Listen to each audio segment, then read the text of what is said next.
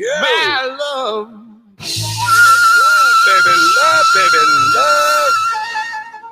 Yes, sir. It's time for the truth, and you found the home of it right here. My name is Ted Nugent, and these are my rules of engagement. Trample the weak, hurdle the dead, destroy evil, win the damn war.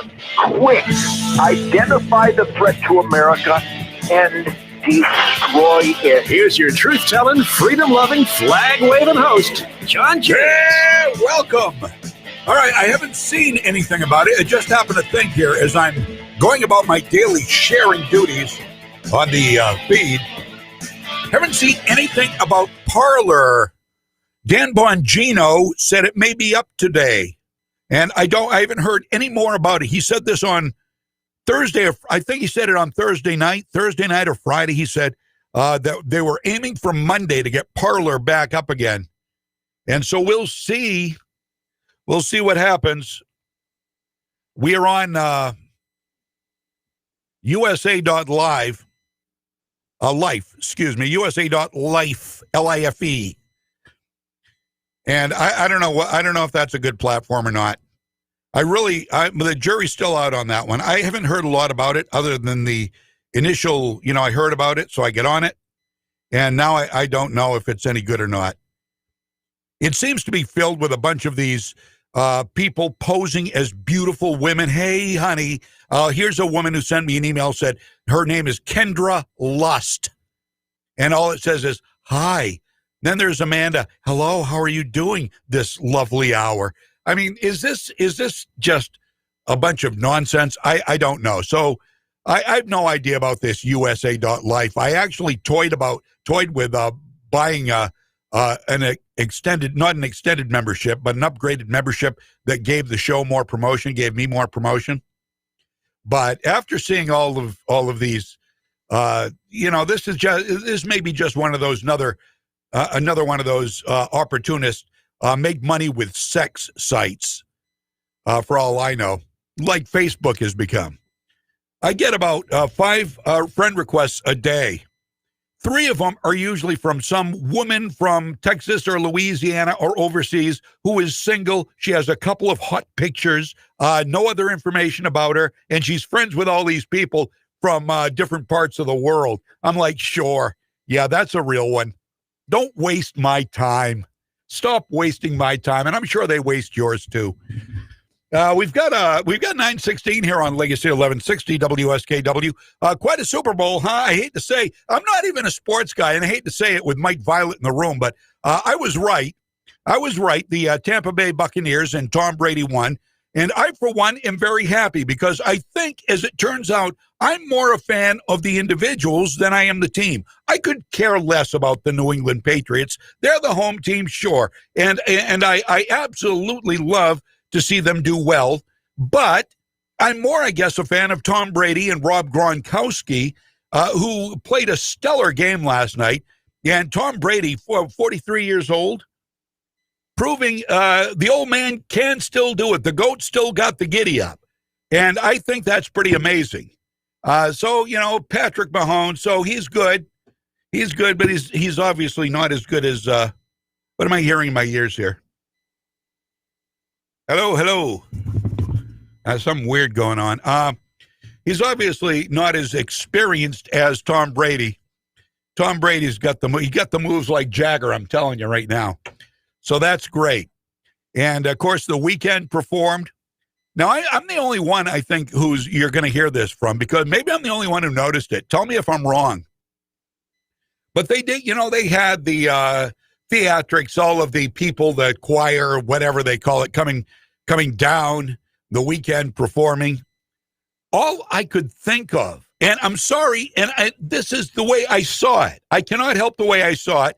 It looked to me like some white supremacist group wearing hoods and robes initially. That's what it looked like to me, coming down behind him, the glowing eyes. And I swear to me, in my poor eyes, it looked like a bunch of guys in white robes and maybe hoods coming down. I thought, well, that's not right. That's just not right. But I didn't see anybody saying that anywhere else, so I'm sure it was just me. And how about the streaker? How about the streaker? That was fantastic. That was great. I'm sorry. I'm old school, man. Streaking was big in the 70s. Now you get every once in a while a streaker comes out of nowhere, and that's the best way. That's the best way when you totally don't expect it. Right in the middle of the Super Bowl, here comes this guy tearing his clothes off. He'll dress like a woman. I think there are going to be some problems with this. I truly do. Kevin Harlan, I think, is going to be, they're going to call for him to get fired. I'll tell you why in a second here.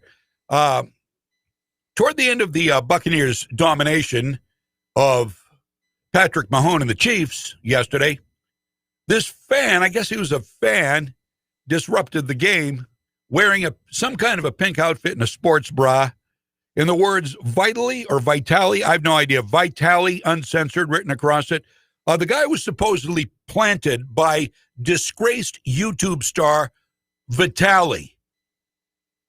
And I have no idea who that is. All I know is what I read. But anyway, here's the call from Kevin Harlan last night at the Super Bowl. And I absolutely love this. Do we have it here? Do we have a problem, Houston? How come we got nothing? This is embarrassing. We got nothing here. Okay, well, that's weird. I've got so much sound today, it's amazing, and it looks like I'm already facing problems. Hold on a second. Let me look here and see what the problem is. I can usually solve a problem. When I have a problem like this, I usually pretty good about solving it in like 10 seconds. So let me just take a look here and see if I can figure out what the problem is. Oh, okay. I see what the problem is. So here we go. Here is the call last night at the Super Bowl streaker. Second down, 20, 5:03 to go. Someone has run on the field. Some guy with a bra. And now he's not being chased. He's running down the middle of the 40. Arms in the air in a victory salute.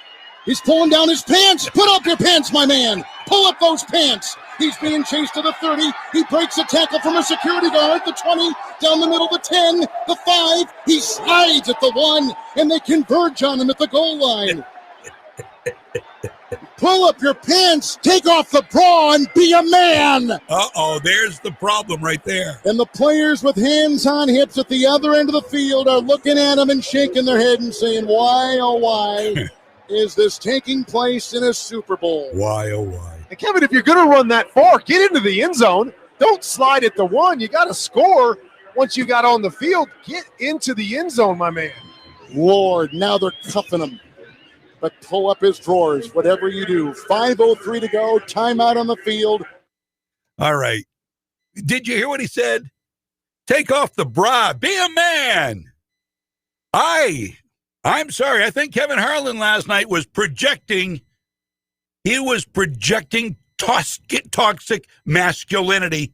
He's going to be called. They're going to call on him to be fired. How dare he say that a man can't wear a pink outfit and bra? Have you seen some of the guys out there? They need bras more than some of the women do. Just saying, you've seen some of the big guys this day and age. This guy, probably you'd like him better in a bra than without one. I'm just saying. I didn't see that live. I knew the Bucs were going to win. I had no question about it. Were you rooting for the Buccaneers? I don't know if we've got our Florida crew on here this morning or not. Got a bunch from Florida. I know Alan, he's usually on here. And Heather, good morning. Yeah, canceled. You're right. He's going to be canceled. Because what did he say? What's the toxic? What? Run that again. Run that little at the end of that. The 5, he slides at the 1, and they converge on him at the goal line. Okay, I think this is it here. Pull up your pants, take off the bra, and be a man. Oh, that's problematic. That is problematic. You can't say take off the bra and be a man today because that hurts. That's mean. You're going to make people cry. You're going to trigger them. Go on social media. Get a grip, baby. Get a grip, honey. Come on now. It's okay. So it's going to be all right. I guarantee it. Suck it up, Buttercup. Grow a pair. Me too. I just knew the Bucs were going to win. Yeah, well, of course. Tampa. Go Tampa Bay. Again, I guess it's because I'm more a fan of the individuals than I am the team. Because Tom Brady proved that he was the Patriots. He proved it last night.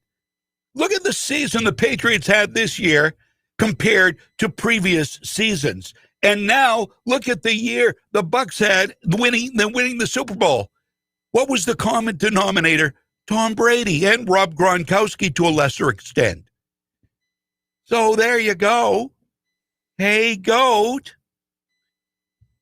All right, I bet he got lucky last night. That was all. I'm sorry. That was awful. That was uncalled for. I apologize for that. I'm going to save that. I'm going to save that piece I just played. I'm going to save it so it'll work. I won't have to go looking for it the next time. That's nothing short of embarrassing when that happens. Let's find out what happened on this day in history. Then we'll get into the show. Boy, I'll tell you, I have got more prep for this show than any show since I have started. Somebody asked me recently, so what are you going to do once Trump is out? What are you going to talk about? Whoa. You know, I thought about it for just about a half a second, and I said, well, there's going to be plenty. Sure enough, there's probably 3 times as much to talk about now that Trump's gone. Unlike the mainstream media, who has nothing to talk about. In fact, they're still talking about Trump. They're thanking heavens for the impeachment because they can milk a little bit more on the Trump train. But after Trump is completely out of the picture, what are they going to do? I worry about my friends, my dear friends who love me at MSDNC and the Communist News Network. I truly do. So let's find out what is happening or what happened on this day in years past.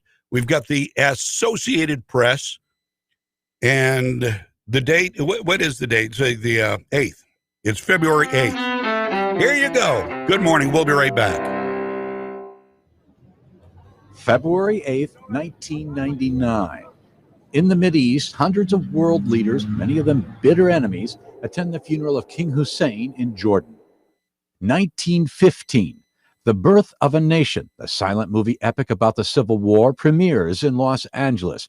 D.W. Griffith's work breaks ground in early filmmaking, but remains controversial due to its racist themes.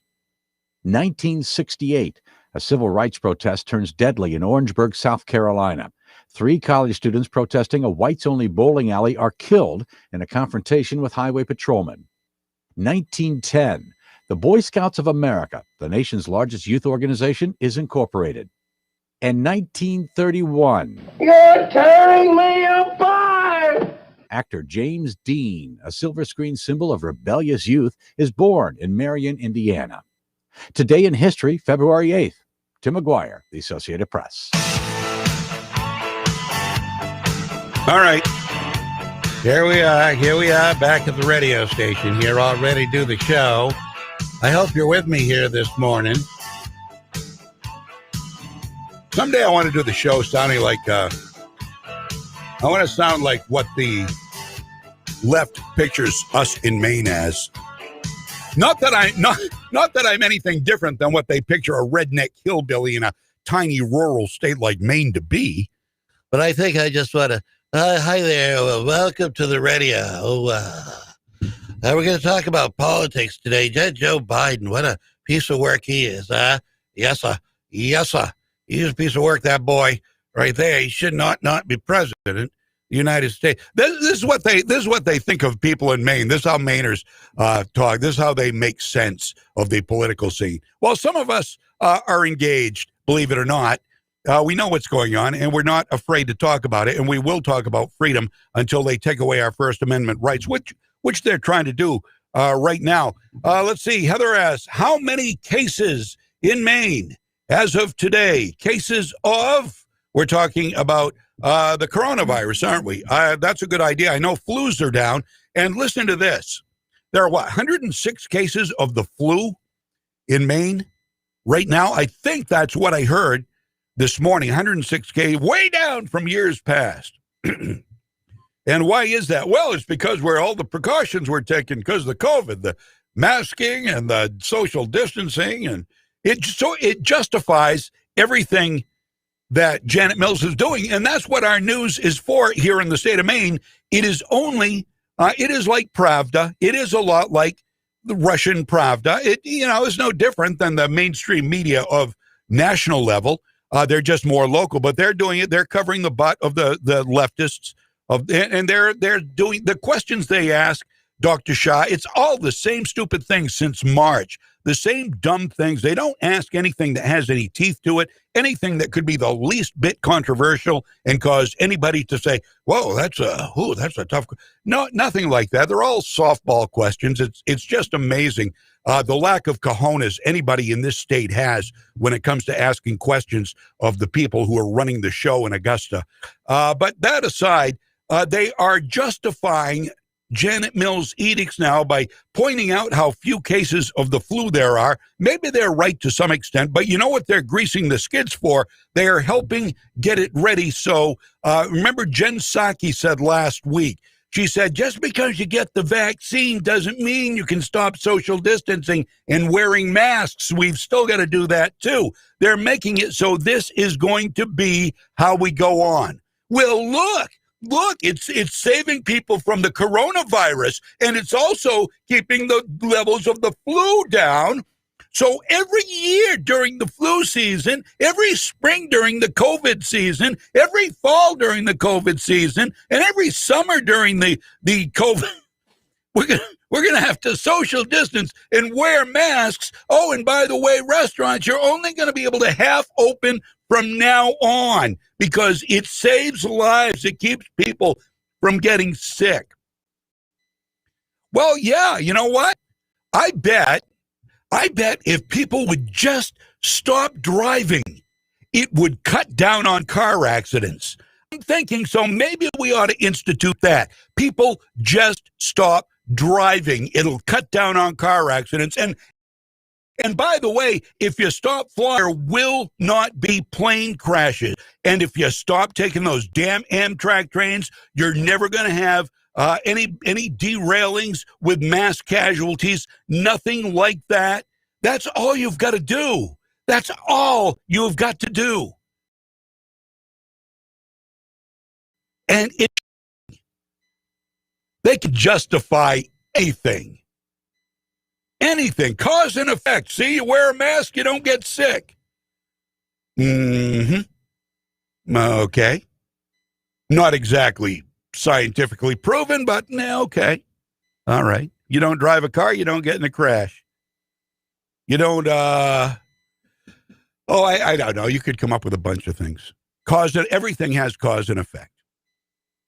So basically, we're going to stop living lives in a normal way where we can go out and we can shake hands, we can smile at each other, we can stand close to each other, we can sit close to each other in restaurants, we can talk to a waitress who we can see smiling at us. Oh, we're going to have to forego all that because it could keep people from getting sick. This is what they want. One new death today, Rick says. All right, yeah, and every death is too much, but we keep learning more and more and more about people dying from COVID-19. And I heard a story, and I'm sorry, I don't remember where. I have so many sources I go to, and I don't always make notes.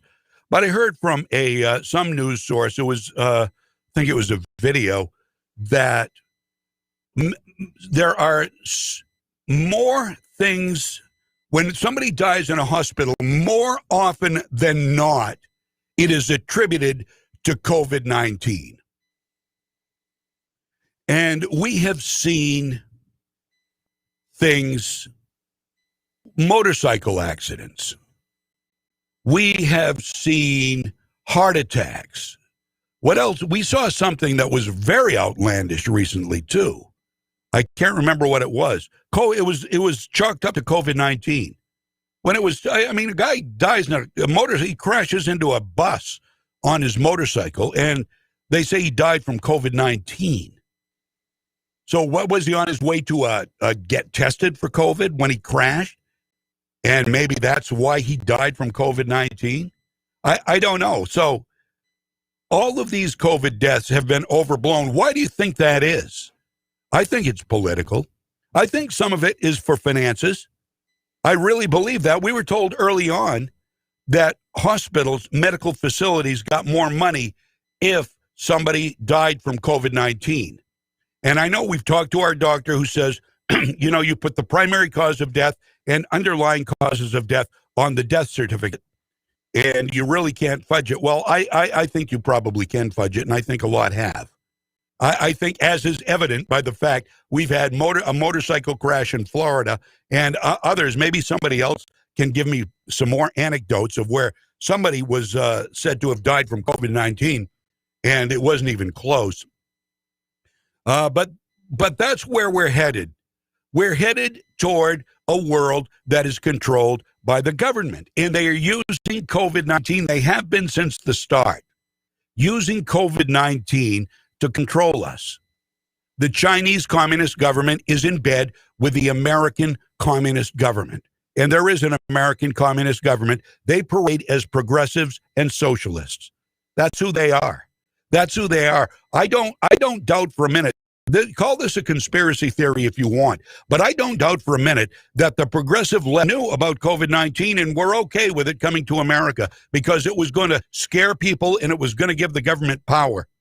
Government power that they've been wanting for years and years, and Trump was standing in the way. Not only would this assure Trump would not be reelected, but it would also give the government a foot up in their desire to control the public, the serfs. We see that. They call us conspiracy theorists because we're smarter than them. We are more foresightful than them. We understand their endgame. So do the leftists, by the way, the progressive left in Washington, D.C., the ones running the show understand the endgame. It's their followers. They're the Biden and Kamala Harris worshipers, those who hated Trump. They are the poor lemmings. They think they are intellectual. They think they are smarter than you and me, but they really are. They are a sad lot. They truly are. They get on and they fight their little fights on Facebook and Twitter. They're afraid to call a show like this and argue with me because they know they don't have any ground to stand on. They know. They understand that, and they are afraid to look foolish. If they call here, I want their name. I want their name, and I want what they think. I give my name every day. You know what I think. I tell you what I think. If you follow me, excuse me, I don't know, too much or too little coffee this morning. I sound like Joe Biden. So if you follow me on social media, you know that I am not afraid to say just about anything. I'm not hurtful. I'm not harmful. I'm truthful. People don't like the truth. For example, I'll tell you what I posted last night. Three people unfriended me. And I have no idea. Nobody says they were offended. They're too afraid to tell me. They just leave, and that's okay. I don't care. But what I wrote apparently triggered a few. If you are gay, transgender, identify as a horse or goat, that's up to you. I'm not a judge of what you do. That's neither my place nor my right. When you infringe on my or others' rights, however, the story changes. And apparently that triggered a few people because boom, boom, boom, boom, they were gone, 4 of them, just like that. And I'm full again. At least I was. I think I'm back at my limit. So if you send me a friend request and I don't accept it right away, it's because they don't allow me to take any more than 5,000, although you can still request me, even if I'm at 5,000. So that's the deal. I'm not being snooty or anything. I just can't accept you. It's 9:37. Got to take a break. We'll be right back. I hope you share the video.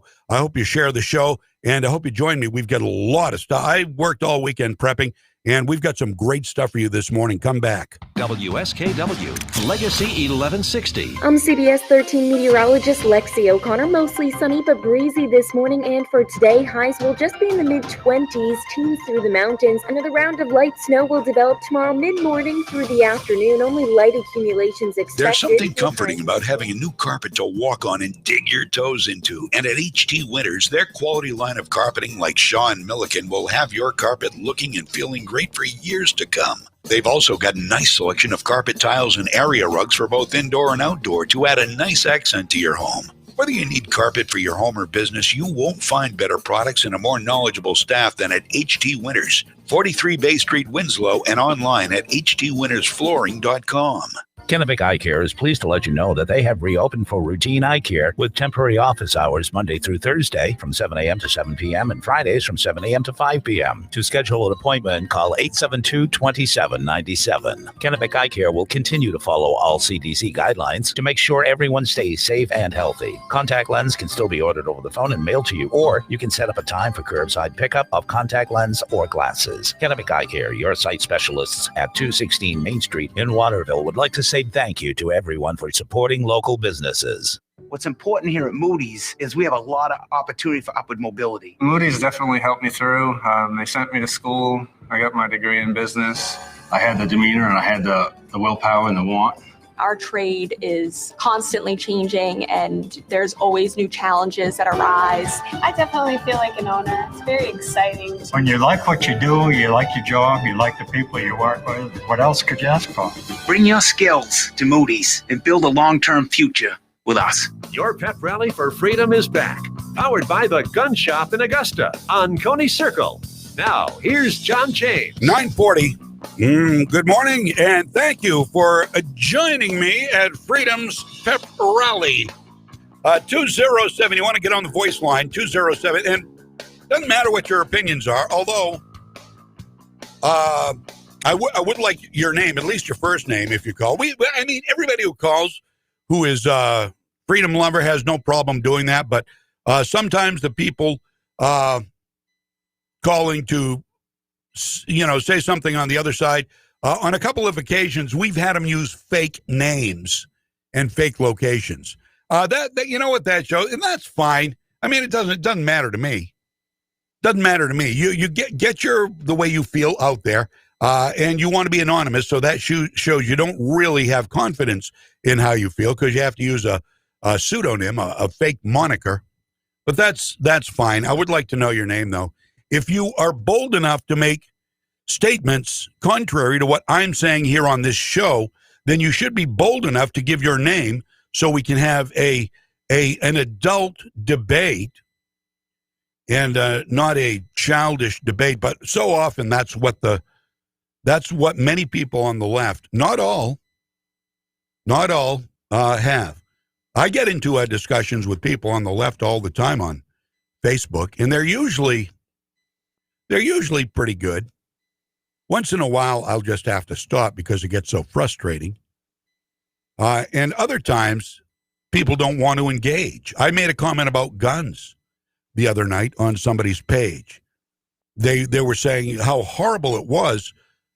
Somebody broke into this person's house. They thought there was nobody home. Somebody broke into their house. They posted this story. It was alarming. Somebody broke into their house, and the homeowner, they were home, and they came down and they scared the thugs, the would-be robbers, away. And all I posted was, that's a great case for why, legal gun ownership is a good thing. And I was told, John James, stop. And something to the effect, you are literally saying that, let me see if I can find it. It was precious, and it was somebody on the left, somebody I know, who didn't want to debate. Apparently, just didn't want to debate, and said something in my mind kind of silly. One of the posts here: "What the f is wrong with Americans who aren't on board with free health care?" I commented on that too, and no reply. I said, free is easy to throw around, isn't it? Someone paid hundreds of thousands of dollars for schooling to administer the care. They need to get paid by who? By the government? Well, guess who that is? You and me. That got no likes. That got no response. That got no nothing. And here is something from the Orono Police Department. Alert. Last night, 1 a.m., break-in occurred at an occupied residence in an Orono neighborhood. Homeowners awoke to the doorbell, followed by the sound of breaking glass. The home was entered, and the suspects fled after encountering the homeowner. So I'd put a good example of why responsible gun ownership is a good idea. To which the person whose page I posted on said, John James, stop. And I simply said, I'm not saying it to be controversial. Why are you blaming? And she said, why are you blaming people for not owning guns instead of blaming the person literally breaking into the home? I think I did. I think I did blame the person breaking into the home. I just said a gun is a useful tool to thwart invaders. They were lucky. In a best case break-in scenario, if there is one, it's when they realize you're home, they're going to flee. And you're not going to have to fire a gun or even show a gun. But oftentimes, in the case of a dear friend of mine, whose family, he and his family were brutalized. His 12-year-old daughter almost died. Has to live with a plate in her head for the rest of her life. They weren't so lucky. A gun would have saved the day. A gun was there, but nobody, when the person brought the gun, knowing that there were thugs out there looking to break into his home to get his stuff, he got a gun, but nobody bothered showing him how to use it. Not his fault. There was no round in the chamber. So there's a lot that goes into owning a gun, is what I'm saying. You can't just buy a gun and think, oh, I'm good, I'm all set. You got to know how to use it, how to store it, how to keep it. You have all these do-gooders out there saying, well, you should store a gun in a safe and store the ammunition in some other place. What? In what freaking world are you living in, buddy? So when somebody breaks into your house, you have to go unlock your gun. Then you have to go find your ammunition in some other part of the house, get that, and get your gun ready, and hope that the person breaking into your house hasn't done some damage to you or your family by the time you get everything together. No, thank you. I will keep my gun in one locked box that only I and my wife can access in my room, and I will keep it with a round in the chamber. Thank you very much. The do-gooders know better, those who know nothing about guns and don't think they're a useful tool. They are the problem. They are the problem. 9:45 here on Legacy 1160 WSKW 207-445-6969. That is the text line if you want to use that. The call line is 207-621-9759, 207-621-9759. You remember I was telling you a couple of weeks ago, I chuckled to myself as I drove by a young woman walking her dog on a deserted road. She was by herself. She was wearing a mask. Well, yesterday it became clear why she was doing that. I know now why it's a thing. Dr. Jill Biden has done a nice little video public service announcement with her 2 German shepherds. Now, I'm warning you, this may bring a tear to your eye. In it, she talks about the love, the unconditional love from dogs and how amazing and beautiful they are and how you should wear a mask when you are out with them. The unconditional love from a dog is one of the most beautiful things on earth, and we owe it to them to keep ourselves healthy. So please keep wearing your masks, even when you're out walking your dog. Oh, there you go. Jill Biden, please wear your mask even when you're out walking your dog. She should know. She's a doctor. In fact, she should be Surgeon General. Right, Whoopi Goldberg? I'm hoping Dr. Jill becomes a Surgeon General. Yeah. Joe Biden's wife, because she's a hell of a doctor. Oh, yeah, she's a hell of a doctor.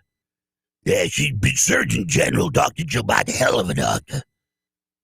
She's a teacher. She's a doctor. You got a doctorate in education. Whoopi Goldberg, she knows. They know everything about everything. Whoopi Goldberg, she's a hell of a doctor. Okay, so, and by the way, the Bidens were booed last night, apparently. I didn't hear it. Shortly before the kickoff, Super Bowl 55, Joe and Jill spoke on grappling with COVID-19.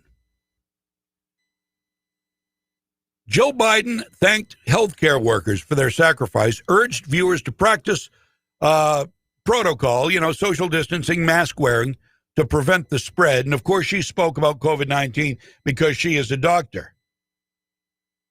And as we know from Whoopi Goldberg, she should be Surgeon General. I'm hoping Dr. Jill becomes a Surgeon General. Yeah. Joe Biden's wife, because she's a hell of a doctor. She's a hell of a doctor. All right. So they got booed. Again, I didn't see that last night. And what's Pocahontas been up to? Well, Lizzie Warren was on with goofball Chris Hayes the other night on MSDNC and was asked about Sleepy Joe's progressive, not moderate agenda. And it turns out Pocahontas is pretty darn wound up about it. Joe Biden ran on the most progressive agenda ever. And now he is meeting the moment. And we need to continue to hold everyone accountable to the promises that have been made. It's a good time. Oh, it's a good time.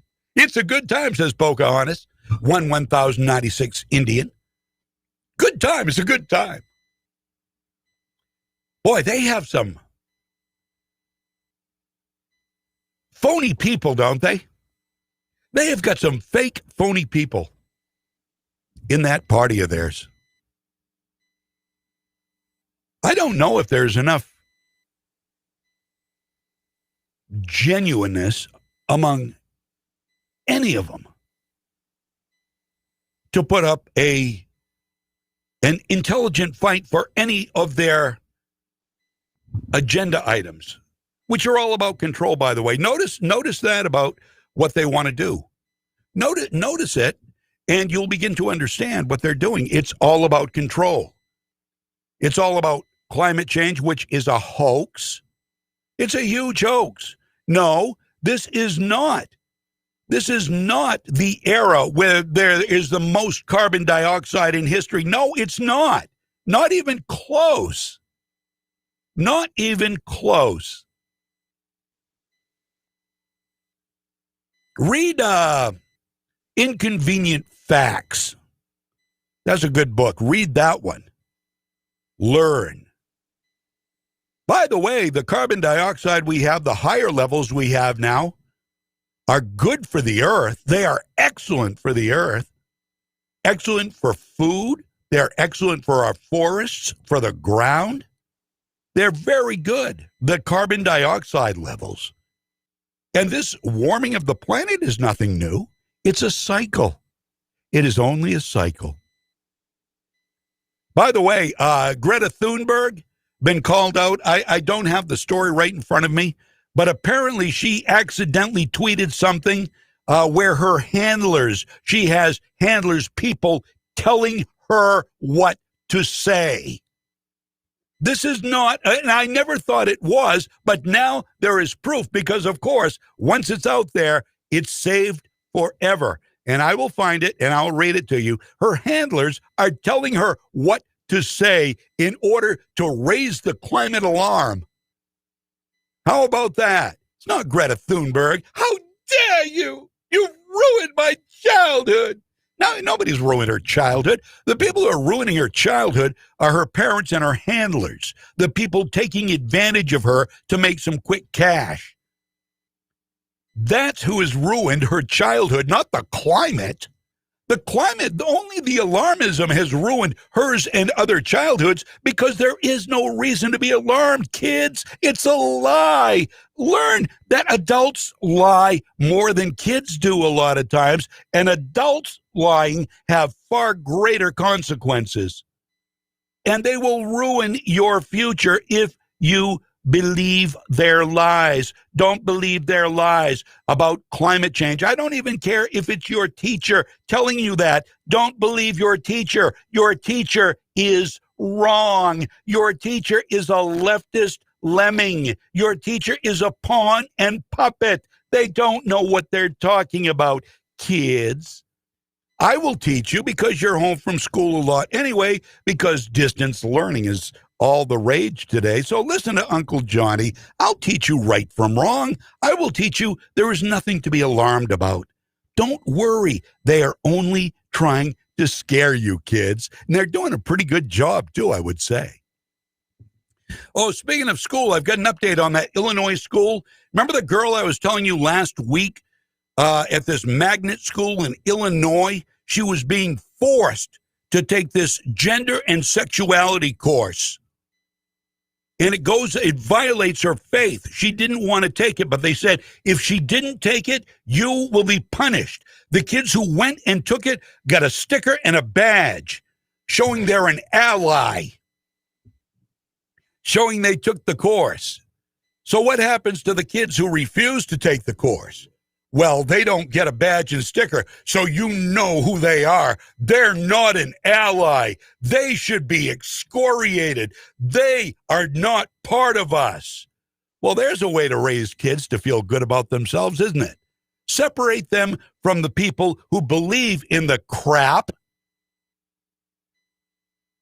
and make them feel like a second-class citizen. That's a great way to give kids confidence, don't you think?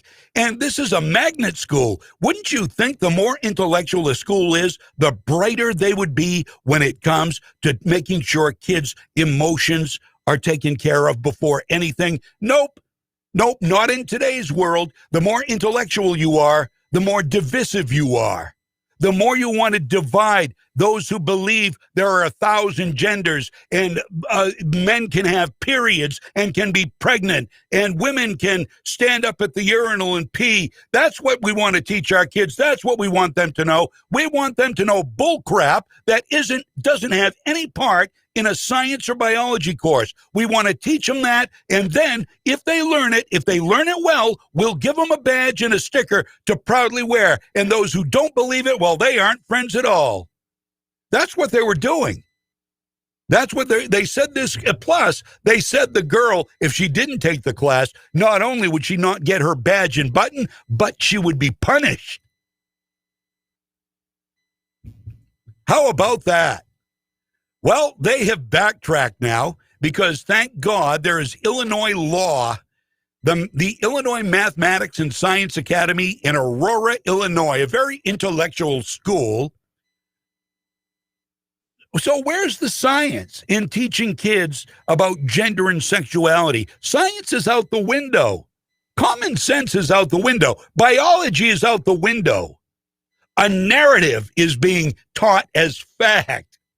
That's not education. That's indoctrination. That is social engineering. That's all it is. Go ahead, deny it if you want. Deny it. It doesn't make it not true. It makes you foolish. It makes you just completely unattached from reality for a narrative. For a narrative. Not for intellectual reasons, for a narrative. So, oh, good. Okay, I'm good till the top of the hour here. So, to further this, the announcement about this backtrack came from First Liberty Institute, which had written to school officials about the legality of the requirement after officials refused to respond to concerns from parents. They refused. IMSA, this is the Science Institute, said its Student Gender and Sexuality program, which is required for graduation, is designed to make students, quote, experience discomfort.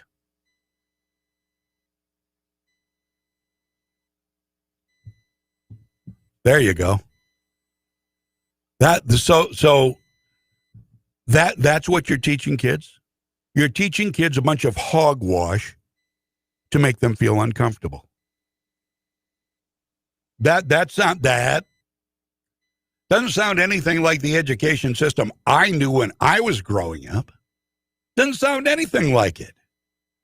Even back in the 70s, they tried to make students comfortable. They didn't single you out unless you were a dummy like I was, always raising hell in class, making noises with my armpit in my hand, throwing spitballs, passing notes, making farting sounds. I was begging for attention, and I got it. But their goal wasn't to make you feel uncomfortable. If you question something, they didn't give you all this crap either, by the way. There was none of this crap that was even considered a part of any curriculum back then. And if you had any issues with anything, you could opt to sit it out. I remember a girl that for whatever reason, it was against her religion or whatever. This was goes back to 7th grade, 6th or 7th grade. She didn't say the Pledge of Allegiance. She was excused from it. And I don't remember her being made fun of for it or anything. And I don't remember the school saying that she couldn't sit it out. She had to say it. They weren't about making anybody go outside their comfort zone. But now, apparently, this school was. The Institute described in its letter, this is from the Institute of Mathematics and Science. Students participating in the program use sexual language to identify sexual preferences and gender identity. In identifying the stages of allyship, the program classifies anyone who believes homosexuality is sinful or immoral as being in the same category as those who are repulsed by it or think it's crazy. The program offers students the opportunity to become an ally, recording the students who agree and rewarding them for their affirmation with a safe zone sticker and pin. The program thus does not respect differing religious beliefs about gender and sexuality and pressures students to affirmatively signal their agreement with the curriculum. So you will basically, you will agree, you will comply, you will agree, or you'll be punished. Now, the law in Illinois states that the school didn't care about because the left doesn't care about laws. They just don't. So thank goodness the student had an ally, a real ally, in this organization that stood up for her. The law states no pupil shall be required to take or participate in any class or course in comprehensive sex education if his parent or guardian submits written objection thereto, and refusal to take or participate in such course or program shall not be reason for suspension or expulsion of such pupil. Now, Dana Gannett, a student affairs officer at the school, had demanded that Markale, that's the girl's name, complete the program by January 30th at 4 p.m. or face disciplinary action. The Institute pointed out, the Liberty Institute pointed out that state law guarantees the state will not discriminate against any residents on the basis of religion. That means a school cannot require an individual to act contrary to her religious beliefs or avoid facing penalties. Further, state law requires schools to give students an option not to take sexual education. And that makes sense because in best case scenario, it will fall on the parents to do that work.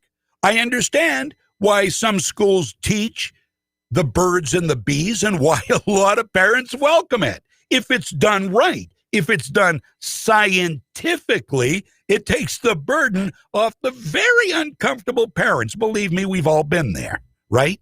It's not an easy conversation. More easy for my wife than me. Trust me on that. But if the school does it and does it correctly and does it scientifically, which they did when I was in school, then that's okay. But these kinds of education go way outside the boundaries of, common sense and morality for most people in the community, I would think. It is just after 10. We'll be back. Stick around, please. A lot more to get to. I'm John James. From the Home Auto Group Studios, Farmington Ford and Franklin Chrysler in Farmington. This is WSKW, Skowhegan, Augusta, Waterville, Legacy 1160. ABC News, I'm Andrew Dimbert. The number of new coronavirus cases is down by half from the national peak a month ago. Health experts are concerned that some Super Bowl celebrations, especially the parties in the streets of Tampa, could serve as super spreader events. For Levante David of the Tampa Bay Buccaneers, his team's 31-9 win over the Kansas City Chiefs was not affected by the crowd being limited to about 22,000 fans. It felt like it was a full stadium. It was a lot of people loud. I mean, the fans was all into it throughout the whole game. 43-year-old Tom Brady won his 5th Super Bowl Most Valuable Player award. He's a 7-time Super Bowl winner. President Biden returns to Washington this morning after spending the weekend in Delaware. He says the CDC will release guidelines this week on safely reopening schools. Chicago reached a tentative deal with the city's teacher union to allow for a return to in-person learning. Tomorrow in the Senate, the second impeachment trial of former President Trump begins. Details are still being ironed out. This is ABC News. The founder of the group Cowboys for Trump, arrested for jumping barricades outside the Capitol during the January 6th insurrection, has finally been released from custody. Video that Coy Griffin posted on January 6th shows him on the Capitol balcony with a bullhorn. A day later, he suggested that a Second Amendment rally might be held on the same steps. It's going to be a sad day because there's going to be blood running out of that building. Federal magistrate Zia Faruqi ordered Griffin held without bond, calling the 47-year-old a flight risk. But on Friday, U.S. District Judge Beryl Howell ruled that Griffin should be released until his trial on charges of jumping the barricades outside the Capitol. Jim Ryan, ABC News. Water cannons have been turned on protesters in Myanmar's capital today, just over a week after the military coup. Tesla is making a big bet on Bitcoin. Filings with the SEC show Elon Musk's company bought $1.5 billion worth of the digital currency. Tesla also says it may start accepting Bitcoin as payment for its vehicles. Andrew Dimbert, ABC News. I am one of thousands of women with metastatic breast cancer, or MBC, which is breast cancer that has spread to other parts of the body. I am living in the moment and taking Ibrance, palbociclib. Ibrance 125 milligram tablets with an aromatase inhibitor is for postmenopausal women or for men with HR-positive, HER2-negative MBC as the first hormonal-based therapy. Be in your moment. Ask your doctor about Ibrance and visit Ibrance.com. Patients taking Ibrance can develop low white blood cell counts, which may cause serious infections that can lead to death. Ibrance may cause severe inflammation of the lungs that can lead to death. Tell your doctor right away if you have new or worsening symptoms, including trouble breathing, shortness of breath, cough, or chest pain. Before taking Ibrance, tell your doctor if you have fever, chills, or other signs of infection, liver or kidney problems, are pregnant, breastfeeding, or plan to become pregnant. Common side effects include low red blood cell and low platelet counts, infections, tiredness, nausea, sore mouth, abnormalities in liver blood tests, diarrhea, hair thinning or loss, vomiting, rash, and loss of appetite. You're listening to Freedom's Pep Rally on Legacy 1160, where Black voices matter. This is an organization that is supporting the undermining of our constitutional republic. This organization does not deal with the rule of law. It is all about the rule of the mob. Black Lives Matter does not speak for Leo Terrell. And there is no representative, there's no monolithic group like Black Lives Matter that speak for African Americans. The liberal ideology has been very destructive for the Black community for the last 50 or 60 years. Poverty is now generational. It's a lifestyle. The unemployment is obscene. They have to send their kids to failing public schools, drug and alcohol addiction, neighborhoods that are crumbling, all under Democrat control. Here's your Pep Rally host, John James. Yeah, Black Voices Matter. Our Black Voices Matter series continues. We've had some great Black voices on this show, both sound bites and guests, as a matter of fact. 7 past 10 o'clock right now, 207-621-9759. Comment on social media as well. We're on Facebook, Twitter, Twitch, YouTube, Legacy1160.com, all brought to you by Moody's Collision Centers, and the audio 24/7 at Legacy1160.com, and just click on Listen Live, brought to you by the Harry J. Smith Company on Sanger Avenue, Waterville. By the way, a lot of the stories we talk about here on this show, including that audio from the Super Bowl streaker, you can find at Legacy1160.com/FPR, as in Freedom's Pep Rally. Legacy1160.com/FPR. If you're over at American Women Who Bear Arms, watching the show there, you can also find the page with all the stories at awwba.com, abba.com/FPR. And there are links to all these stories and more, so you can follow us and get a little bit more behind what we talk about here on the show. 10:08 right now. And our Black Voices Matter series. Now, one of the things that we've told you over and over again, it doesn't matter if you're black, white, it doesn't matter what color you are. If you're black and you disagree with the left, you aren't black. You're still going to get canceled. You are still going to get canceled, even if you usually go all in left, but you say, well, but there are a couple of things that Donald Trump did that's good. I mean, who in the world, what leftist in the world who can actually say Donald Trump did nothing good? Anybody? Where? Phone calls, texts? Anybody? Who can say Donald Trump did nothing good? I'll point to a bunch of things he did that are great, including helping black people with unemployment. Black people, brown people, Hispanic people, brought unemployment to record low levels. First Step Act, helping minorities come back after serving time in jail and make a future for themselves. A couple of things. Well, Van Jones is a black man. He was recently canceled by The View. Van Jones is a black man. He is a communist by all standards. And he was not a fan of Trump at all. He's a huge Democrat supporter. He's a CNN employee. But The View canceled him because he said, well, Donald Trump did do some good things. Well, you can't say that. You cannot say that. That is off limits. This is beyond territorial. Even people who are in a vicious bet, like the Buccaneers and the Chiefs, can go out and shake hands before and after the game and say, great game. You can't even compliment anybody. You can't say anything complimentary to the right if you're a Democrat, because they will cancel you. So Van Jones, CNN commentator, black voice, been highly critical of Donald Trump, but he's also been objective. And he said that Trump did some good things for blacks as president, and he's right. He's right. Only a fool or a denier can't admit it, won't admit it. This is a black Democrat saying, well, I got to say, Donald Trump did do some good things for the black community. You know what that's called? That's called a truthful person. That's called a realist. That's called a commendable statement from somebody. Bold, actually, in today's world. So Van Jones said that Donald Trump did do some good things, and the left hates him for his objectivity. And they're trying now to cancel him. They're such babies. They're such babies. They're such little babies. You got to coddle them every step of the way. You better hate him. If you say something nice about Donald Trump, we're all done with you. We're gonna boycott you. We're gonna cancel you. You're evil. You're dead to us. So Sonny Hostin and was it Anna Navarro and finally Joy Behar.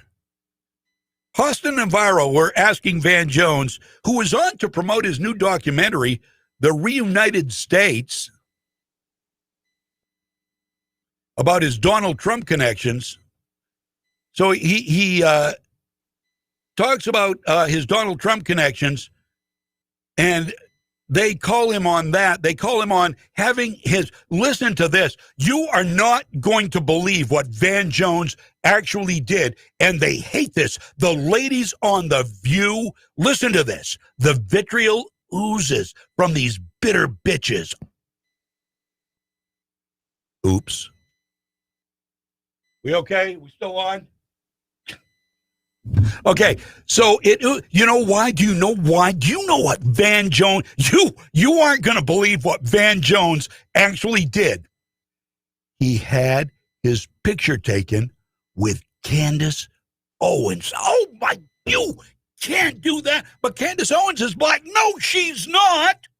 She's a conservative. She ain't black. She didn't vote for Joe Biden. She ain't black. But her skin, her story, no. She likes Donald Trump. She can't be black. Van Jones had his picture taken with her. He must be canceled. This is how juvenile. This is how idiot. They are such idiots. I mean, if you're a leftist, really, look at these. Look at your people. Look at your people. The View, they are your people. I'm sorry, by proxy. If you're on the left, these are your people. How can you take them seriously? How can you take any of this crap seriously? I mean, really? Are you that far gone?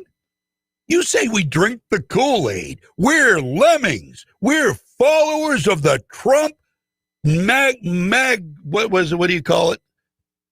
The Trump mantra or something, the Magna mantra, the Magna mantra, or the Trump cult. I love that. The Trump cult. Oh, come on. Now, if anybody's cult-like, it's not us. So they talk to Van Jones about having the audacity to take pictures with Candace Owens, and that's losing him trust in the black community. Really? Well, Donald Trump seems to have gotten more votes from the black community than any Republican in a long, long time. So apparently there's quite a bit of trust in the black community for that kind of mindset now. Just saying, because people are coming around. People are seeing what's good for them and not taking what the left says in blind faith, the lies they tell, because they've seen over and over again, every time a Democrat gets elected, it's just more of the same. So listen to this.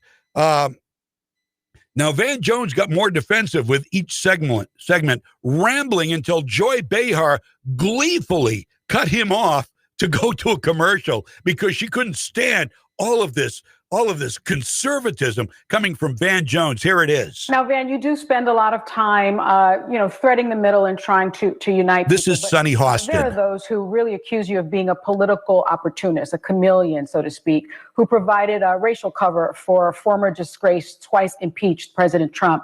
You said this, and I quote, "Donald Trump, and I get beat up by liberals every time I say this, but I'm going to keep saying it. He has done good stuff for the black community, opportunity zone stuff, black college stuff. There's a side to Donald Trump that I think he does not get enough credit for." Yet, just recently, you cried on CNN when Joe Biden was elected the 46th president, and you said, "It's easier to be a parent now. Character matters now. Truth matters." You even mentioned George Floyd and said a lot of people felt they couldn't breathe. People in the black community don't trust you anymore. Van, look, I lost a lot of Republican followers and people who trusted me in the Republican Party because of the positions I took against Trump. And Sonny is right. You've lost a lot of people who trusted you and who saw you as a voice because of the positions you took during Trump. And in 2016, you and I were probably the two most vocal critics of Trump during the campaign on CNN, to the point where it was reported that Jared Kushner went in and met with executives at our parent company and asked that you and I be fired. And then, all of a sudden you show up working with Nepotism Barbie and Nepotism Ken, and you work and showing up, in pictures with Eric Trump and with Candace Owens. And so I think there's people who wonder, and I'm one of them. Pictures. How did that evolution happen? How did you go from being this very principled critic of the Trump administration, as I was, to all of a sudden being in the White House, celebrating them with them, and being, and posing for pictures with Candace Owens. Pictures with Candace Owens. Owens. The evolution to people who are puzzled by it. Puzzled. If you look at the coverage on CNN, I would critique him every single day. That would never go viral. Then when I would say anything to give him any credit, it would go viral. And so we have a world now where if 95% of what I've said on CNN, I wouldn't even be on CNN if I weren't doing my job as a Democratic critic of the Republican Party. But you did things like take smiling pictures with Candace Owens, who I think is very hurtful. Okay, do you not regret that? Hurtful. Do you not see that you're giving her legitimacy? You don't regret taking pictures, smiling pictures with Candace Owens? How does that help the issue? Anna, you're going to have to take it outside. Thanks to Van Jones. Van, take a nap. We'll be right back. Laws are more important. Van, take a nap? Anna Navarro is racist. They just couldn't get over it. He took smiling pictures with Candace Owens. How dare he? How shallow can you get? How freaking shallow. I can't. How many times? Smiling pictures with Candace Owens. You had pictures with Candace Owens. You went and you had pictures with Candace Owens. Well, Candace Owens is black, Anna Navarro. You are a racist. You're a racist.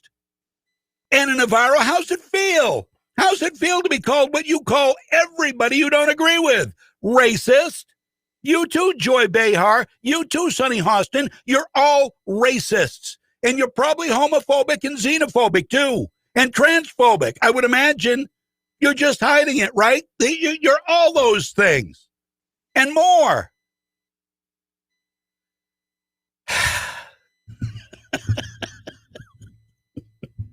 They are too funny. So take a nap, Van Jones. You see how shallow and disrespectful these people are? If you don't agree with everything, then you're dirt. You heard of Vernon Jones. We've talked about Vernon Jones a lot. Another great black voice. Vernon Jones, not Van Jones. Vernon Jones of Georgia, a former Democrat turned Republican because the Republican Party, quote, left him. They've left a lot of people. It's only the weak-minded who follow them. Understand that. Those who are progressive activists now are the weak-minded Democrats who weren't happy being moderate, objective people.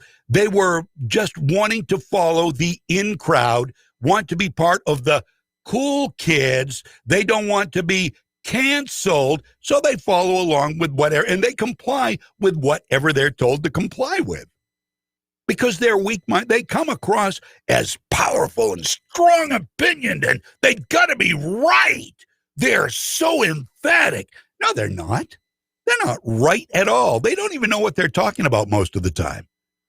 They just sound, they're pompous, they're very pompous, and they sound convincing because they put so much emphasis in what they believe. Learn. Do some research. Individual critical thinking is missing from all the conversations today. There is no critical thinking, especially in the left. There is no critical thinking. It's all, let me see. What does he think? What do the people I respect think? What does Chuck Schumer and Nancy Pelosi think? What do my friends in the town office think? They're all good leftists. Okay, I will think whatever they think because they are really carrying the torch here. So if I don't agree with them, I'm going to get canceled. So that's what I'll do. Tell me what to say and I'll say it. No critical thinking, nothing. So Vernon Jones, former Democrat, called out his former party for being so hateful and demonizing of the GOP when it's their party. Their party. that was the party and is the party, I think, of the KKK. Here is Vernon Jones last week on Fox News, a great black voice in our Black Voices Matter series. It's despicable. I can't even say the words I would like to say, but this is a prime example of how the liberal networks, liberal media, how liberals in general, Democrats, see African American and other minorities. I happen to be from North Carolina. I happen to be from Scotland County. My father is Lumbee. A lot of my family members are Lumbee. And it's despicable what they've said and how they've clothed us. And I say us because when you talk about one, you're talking about the others. And so for this to be tolerated, I'm glad the lieutenant governor stepped up. He happens to be African American. He happens to be a Republican, but he's a great American. And for them to try to, again, demonize the Republican Party, when the Democratic Party is the party of bigots, they're the party of racists. I was looking at today how on The View, Anna Navarro and Joy Behar, how they attacked Van Jones for calling balls and strikes, good things that President Trump had done for this country. And they told him, matter of fact, not only did Anna Navarro go at him and literally talk him like he was a dog, no, worse than that, talk him like he was below and beneath her. And because he's black, he's supposed to be agreeing with her. She controls his mind. Then Joy Behar tells him to go take a nap. Yeah. Isn't that something, how they treat African Americans? Yeah. These are liberals. Yeah. These are whites. These are those folks who talk about a Big Ten. Yeah, they talk about a Big Ten, right? They do. They talk about a Big Ten. How many times has Pelosi, maybe Schumer too, said, oh, we're a Big Ten. And Pocahontas, oh, we got a Big Ten. We got a big wigwam, whatever they call it there in the Indian nation where she hails from. So they've got a Big Tent. They want to welcome everybody, except those they don't agree with. The people who are black, who like conservative values, aren't black. So they dump on Candace Owens. They dump on Van Jones, who is mostly, on the truthometer, he is mostly liberal. But he says factually, he states facts, things that Donald Trump did for African Americans. First Step program, historical black colleges, gave more money to historically black colleges than all 8 years of Obama. Trump did that. Trump got unemployment for blacks and Hispanics down to record lows. Trump did that. Facts. They're facts. Ding, ding, ding. Facts. They're things that happen. Van Jones points it out. What's he get? Well, you had your picture taken, a smiling picture with Candace Owens. You said something nice about Donald Trump. How dare you? You must be canceled.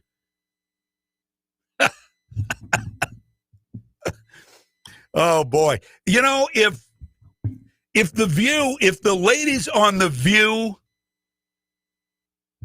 are an indication of the mentality that is out there among the left, then boy, oh boy, we're in for a hell of a future with these people leading. I'll tell you that right now, because it's like children on a play. We'd be better off with children on a playground coming up, stepping up to the presidential podium and telling us what we're going to have for dinner tonight.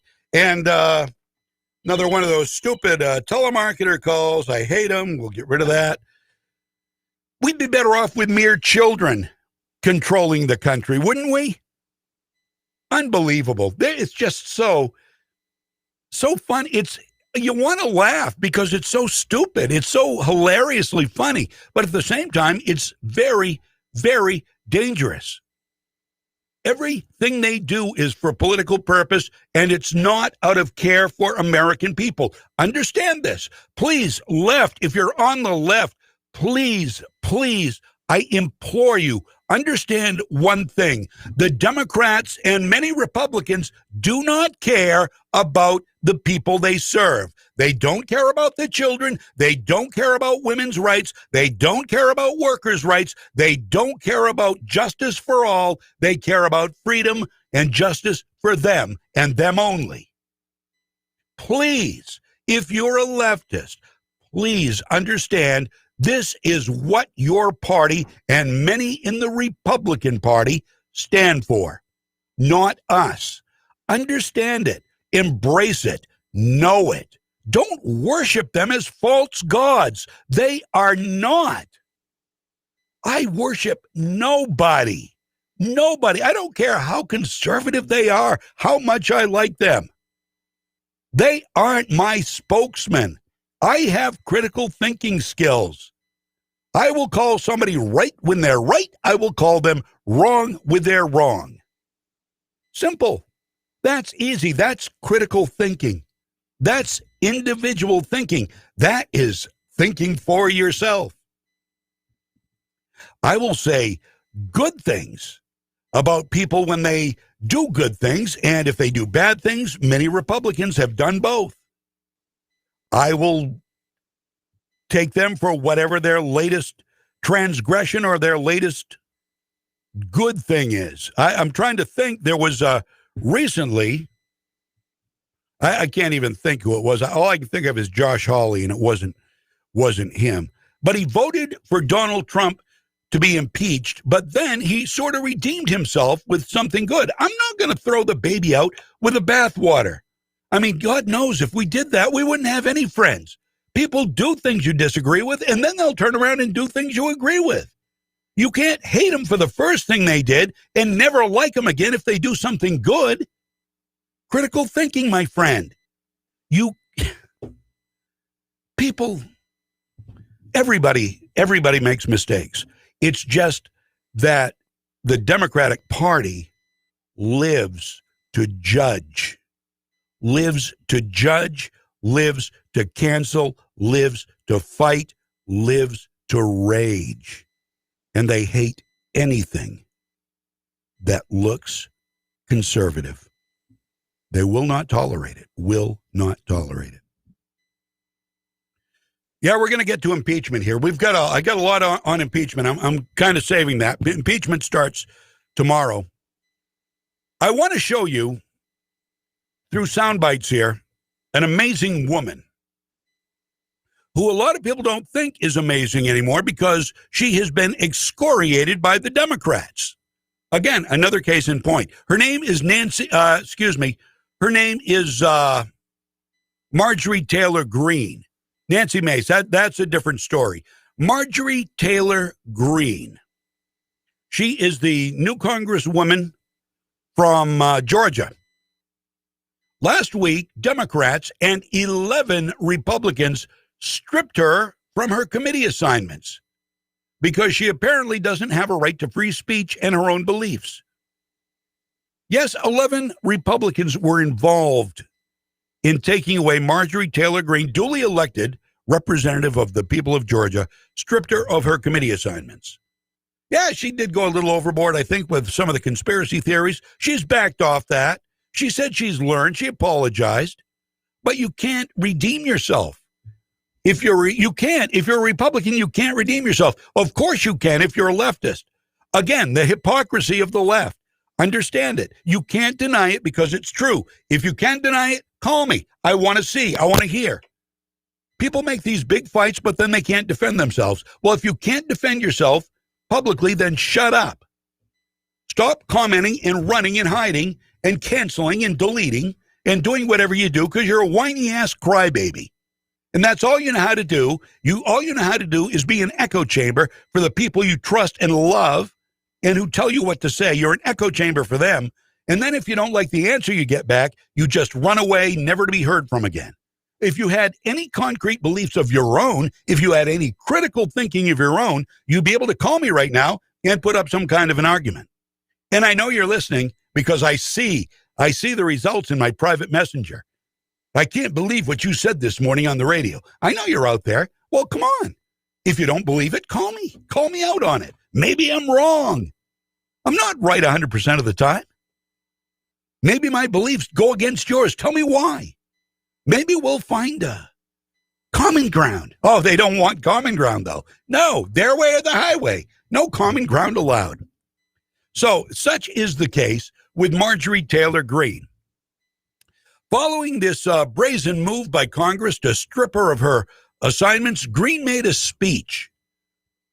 She made a speech which proves she's not only capable of whatever assignment she had, she's also devout in her beliefs. She's got morality and she truly cares about the people she serves. Not only that, she's a very successful businesswoman. In fact, that's where she comes from. She hasn't served 150 years until she's near death in Congress, completely oblivious to what goes on in the real world. She lived the real world until she got elected, and now she wants to bring real world experience to her constituents. Oh, but they put the binders on that, didn't they? Can't allow that to happen. No. 120-year-old Nancy Pelosi knows better, who hasn't been in the public sector for about 110 years. She knows better what's good for her constituents. She knows they want to be swimming around in human feces and hypodermic needles in the streets and living in tents. She knows that because she's been there for 120 years, so she understands what her citizens want. How could somebody who possibly has been living life as a car dealer know what the people want? Well, I got news for you. I think Marjorie Taylor Greene is probably 100 times smarter than Nancy Pelosi and Chuck Schumer combined. That. So I want to play some parts of her speech in bits and pieces. She's pretty impressive. So this is after she lost her committee assignments. She began by talking about the blight, the illegal immigration now being pushed by the Biden administration is on our country. Listen. We've opened our borders wide open to be flooded with illegals coming into our country. Think about Kate Steinle, who was murdered on a pier in California. She died in her father's arms. Krisha Odette, her father served our country 4 tours in the Middle East, protecting our freedoms. When he came back home, his daughter was killed by an illegal alien in Texas. These are the things that shouldn't happen, but these are the policies that are allowed and continued. But you're not allowed to say that. You're not allowed to say that. That is inhumane. To think Americans should come first. What is wrong with you? What is wrong with you? If you're a leftist, votes from illegals matter more than American lives. It's a means to an end. Never forget that. She also talked about the scourge of killing babies, or as the feminist movement likes to call it, freedom of choice. Our country has made it legal and funded with our tax dollars over 62 million abortions, murdering God's creation in the womb. That is a sin, a disgusting evil that is unfathomable. I can't even believe that it continues. But here's the thing. All of these women that have gone through that, it leaves a hole in their soul that never heals. And those women have been taught that this is the way that they should achieve. This is the way they can build a career. This is a way that they can solve the problem that they didn't want in the first place. That's a horrible lie. It's a terrible lie. As a mother and a woman who's had a successful career, I can tell you being a mom is the greatest gift of my life. I really hope that America can end the evil of abortion. Now, as she speaks up for the unborn and the vulnerable, Chuck Schumer and an army of women, including Rashida Tlaib, Busy Phillips, and others, stood on the Supreme Court steps, Schumer threatening Justices Gorsuch and Kavanaugh, and the women celebrating a woman's right to choose personal goals over a helpless child. This is Marjorie Taylor Greene. She also talked about the very thing she's been denied by Democrats and some Republicans, free speech. Remember that? Used to be a hallmark of our freedoms before political correctness and progressivism took it over and killed it. I also want you to know that free speech matters. Free speech really matters. And yesterday, when the Democrats and 11 of my Republican colleagues decided to strip me of my committee assignments, Education and Labor and the Budget Committee, you know what they did? They actually stripped my district of their voice. Yep. They stripped my voters of having representation to work for them for the budget. a successful business owner that knows how to make a profit, not a loss. That's what my district voted for me for. I'm a mom with 3 kids who has taken my children to gun-free school zones their entire time they went to school. And when I was in 11th grade at 16 years old, when Joe Biden created gun-free school zones, one of my schoolmates brought 3 guns to school on a school bus in a duffel bag. How about that? Brought them into the school in the first period class because he was very upset at 2 of his classmates. He pulled out his weapon, went to take control.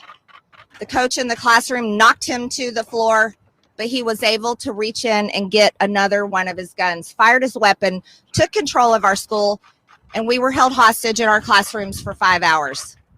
I want you to know, I know that fear that David Hogg felt. It's terrifying. It's terrifying when the only person in the building with a gun is very upset and is there to do evil. And there's no good guy with any guns to protect us. That's why when I was in Washington, I could go from Senate office to Senate office, just like David Hogg, and say, vote no to gun control, because we need our Second Amendment rights. We need to be able to protect our children with good guys with guns, just like the people up here protected themselves with 30,000 National Guard troops. Imagine that. Yeah. They want to leave our children defenseless, but they will surround this place with a big, beautiful border wall and a whole bunch of good guys with guns. How about that? They are more important than you are. They're more important than your kids are. How about that? Congress people and AOC whined for 90 minutes. Do you remember that on Instagram? What a horrible near-death experience she had. Now, I'm sure she was traumatized, but she was never near death. Surrounded by police and in a secure building while children are huddled and helpless in gun-free zones. Now, that makes sense. How? How does that make sense? Marjorie Taylor Greene also talked about how our hard-earned tax dollars, how our hard-earned money that we pay the federal government helps everybody but us. You see, when the people in charge want to just spend your money and you have no choice but to give it to them, and believe me, I've been a good taxpayer for years now, and I always will be.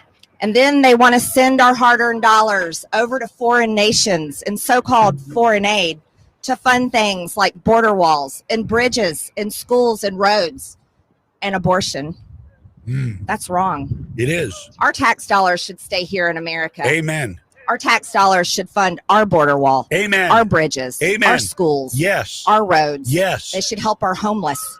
They should help our people, our forgotten, our orphans, our foster care children. That's what our hard-earned tax dollars should be doing. That's radical. Isn't that amazing? How when somebody with morals, with a moral compass speaks. Now, remember, this woman has been discarded as dirt on the shoes of Nancy Pelosi and others and 11 Republicans because she's too conspiracy theory oriented. She threatened to assassinate the House Speaker. That's what they said. No, she didn't. That's what the left believes. That's what the left echoes, because that's what they're told to say. They're told to say she threatened to assassinate Nancy Pelosi. She liked a comment somebody made on social media 2 years ago. It could have been by accident. It could have just been a judgment, an error judgment. Who knows? She liked a comment. She never said. So by liking something now, you are in effect saying it. And 2 years ago is like it was said last night. They never bring up the incidental information that goes along with it. Like, oh, I don't know, she never said it or that it happened 2 years ago. So she's got to be canceled. She has got to be canceled because she's speaking common sense, and the left doesn't like it. Finally, Marjorie Taylor Greene, who is stripped of her committee assignments, talks about Donald Trump and the media's getting viewers addicted to hate. And she's right here, too. Record number of Republicans voted for President Trump. Do you want to know why? It's because they loved his policies. They loved his fight. They loved the fact that for once we had a president that stood up for America. Right. Stood up for American businesses. Yes. Yep. And remembered the forgotten man. He was a president that didn't care about your skin color because God created us all equal, and thank God our Constitution affirms that. He was a president that wanted every single person to achieve. And that's why we supported him. That's why I've always supported him. And I want to tell you, Republican voters support him still. The party is his. It doesn't belong to anybody else. This impeachment trial that's going to happen next week is a circus. It's a circus that allows media companies to get lots of clicks, lots of views, and sell ad dollars. And you know what? That's pretty disgusting too. Yeah.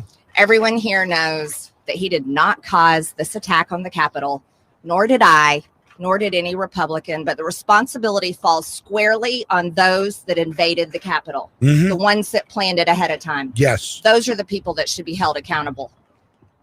I was in the chamber, unlike AOC, Representative Ocasio-Cortez, that faked her outrage with another hoax. Yep. Just another hoax that gets shared everywhere. You see, those kind of fake lies, like AOC, Representative Cori Bush telling people that I attacked her when in fact it was on video that she attacked me.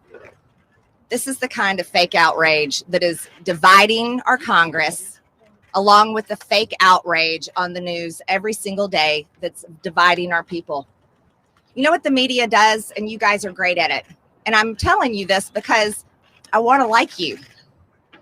But you're doing a really good job at addicting our nation to hate. Wow. Now, I don't know how long she had planned this speech. It went on for a long time.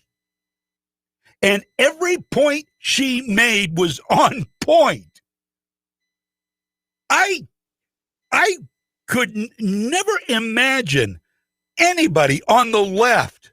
Nobody. There's nobody on the left that I can think of. I'm sure there are, but there's nobody I can think of off the top of my head that could give such a clear, moral, wonderfully truthful, from the heart speech than she gave. You can watch the whole thing.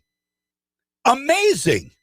Everything she said was spot on. It hurt. Oh, she stepped on some toes when she talked about the left wanting to fund the killing of babies. That's what it is. We don't like to say that, do we? We like to call it pro-choice. It's a woman's choice. No, it's not. It's murdering your child purposefully and legally. That's what it is. Just because it's legal doesn't make it moral and right. Understand that. Don't get the two confused. Well, it must be okay. Must be okay. It must be right because it's legal. There are a lot of things in this country that are legal that I don't necessarily agree with. Doesn't make them right. Abortion's one of them. Burning the flag is another one. I don't think that's right. I don't agree with that law. They've tried to get that added to the Constitution, an amendment banning the burning of the American flag. Do that in China. Do that in Iran. See what happens to you. It's 10:46. Got to take a break here. We've got a lot more to come. Trust me. We've only just begun. We've got more great audio, more great stories, and we're going to be talking about impeachment, too, here on Legacy 1160. I'm John James. This is Freedom's Pep Rally. Legacy 1160, WSKW. Your sweetheart definitely wants something for their sweet tooth this Valentine's Day, so visit Incense and Peppermints for their favorite treats and candies and share the love. Looking for a gift that shows off your romantic side? Get your order in today for indulgent chocolate-covered strawberries or solid chocolate roses. If they have sentimental favorites, Incense and Peppermints has nostalgic candies including Clark Bars, Fifth Avenue's Chunkies, and fruit-striped gum. There's no doubt your Valentine's Day will be so much sweeter if you visit Incense and Peppermints, 48 Main Street in downtown Waterville.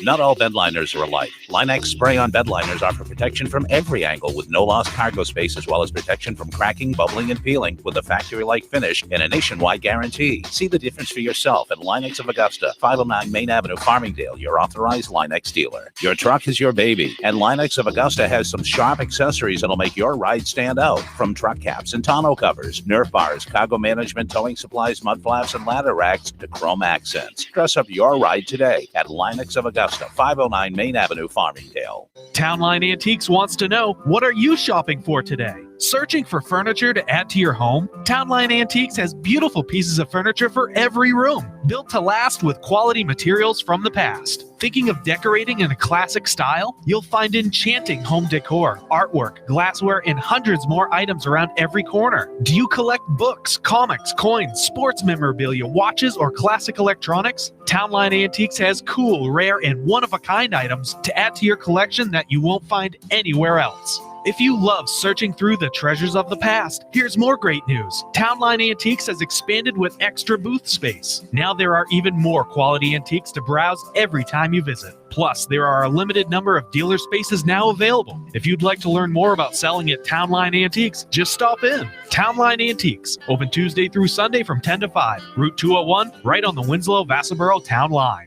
I'm CBS 13 meteorologist Lexi O'Connor. Mostly sunny but breezy this morning, and for today, highs will just be in the mid-20s, teens through the mountains. Another round of light snow will develop tomorrow mid-morning through the afternoon. Only light accumulations expected, with highs in the 20s. Partly to mostly sunny for Wednesday and Thursday, with another chance for snow Friday.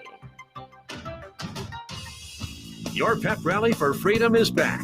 Powered by the Gun Shop in Augusta on Coney Circle. Now, here's John James. Hey, how are you? Where's the, do we have the audio from that streaker queued up? I want to hear that again. I love this. This is Super Bowl last night. And Kevin, if you're going to run that far, get into the end zone. Don't slide it. No, I want to hear it right from the top. Play it from the top. Arms in the air in a victory salute. He's pulling down his pants. Put up your pants, my man. Pull up those pants. He's being chased to the 30. He breaks a tackle from a arms in the air. He's being chased. Okay, all right. How'd that get screwed up? The stupid thing, it kept stopping. Okay, we'll do it again later. I'm sorry about that. That's a little embarrassing. 10:49 here. It was what a great call that was at the Super Bowl last night. Speaking of sports. And I think we were. The Kennebec Riverhawks are going to be playing tonight. Mike Violette calling the game. It's going to be the Riverhawks playing the Gardner Tigers, 6 o'clock at the Ice Vault. It's all powered by Central Maine Motors Auto Group, the dealer with no dog fees. And the face-off sponsor is G&E Roofing in Augusta, commercial roofing throughout the state of Maine and beyond, proudly supporting our local Ute. 10:50 here on Legacy 1160 right now. Thank you for the good comments. Getting a lot of great comments on the feed. Keep going here. I just got a text in. I did miss a call. I'm sorry about that. Whoa! Let's try to keep up here. What do we have? Come to the leg. Should I router the edges of the pieces that come to the leg? And there are pictures of some woodworking here. I think probably somebody has an old number because they wouldn't be asking me, a guy who can't build a birdhouse, about routering the edges on a piece of wood. That's a fine-looking piece of wood there. If you're watching on stream right now, it looks like the Old Rugged Cross, doesn't it? Now, there's a great song. I love that song, the Old Rugged Cross. Maybe that's what he's building, an old rugged cross. Maybe he's going to crucify. I'm sorry. You know, so you just say things. I am a joker. All right? Get that? Understand that. I come from almost 40 years of being the guy on the radio that tells jokes and plays the hits. And suddenly I'm thrust into this. So I say things sometimes that aren't really all that kosher, and I'm not going to apologize for them, but apologize if I offend you with them, I guess. But that's just, it's how I roll. It's how I roll when I'm out with friends. It's how I roll because I consider you a friend. All right. 10:52. A lot of stuff to delve into here this morning. I guess we should get into impeachment because I've got a lot of stuff on impeachment and a lot of stuff on, and the whole impeachment thing, and we'll cover this some too, is because of what happened on January 6th, the lie that Donald Trump incited a riot. It's a lie. It's a big, fat, ugly lie. And they know it. So, the second sham impeachment begins tomorrow.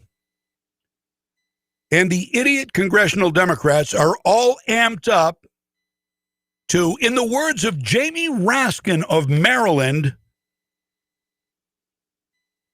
he's one of the House impeachment leaders.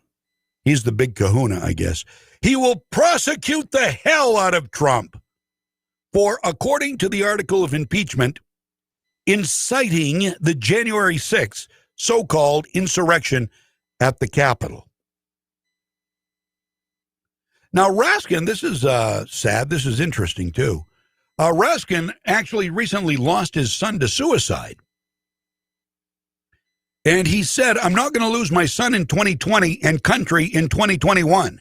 So he's all in for convicting Donald Trump. Okay, well, I guess everybody mourns differently.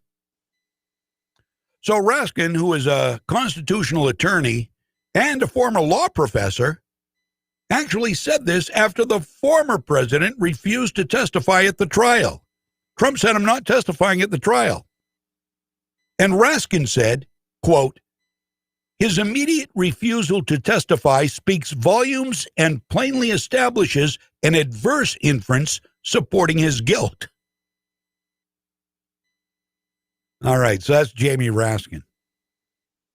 Which it doesn't make any sense. Now, I'm not a constitutional scholar. I'm not a constitutional attorney or a professor. I think I ought to be after this. I'm learning a whole heck of a lot. But even I, little Johnny James, here in Augusta, Maine, never been to law school, never took the bar exam, did a lot of law lectures for a company, but never studied law. Even I say, when Jamie Raskin says his denial of being a witness testifying supports his guilt, even I say, what are you talking about? He's no longer the president.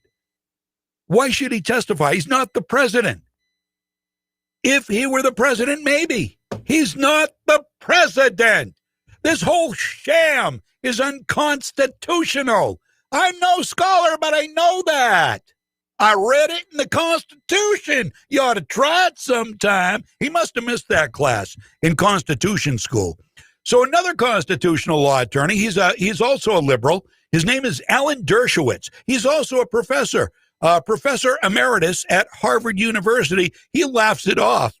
He infers that Jamie Raskin is a complete wacko, and he's missing the point.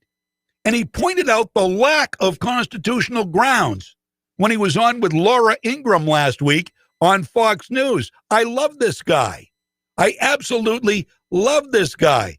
So here he is, constitutional attorney, Alan Dershowitz, on with Laura Ingraham last week. It's all my fault. I was Jamie Raskin's first-year criminal law teacher. I knew that. He must have learned that. He must have learned that in my class. Of course, I taught exactly the opposite.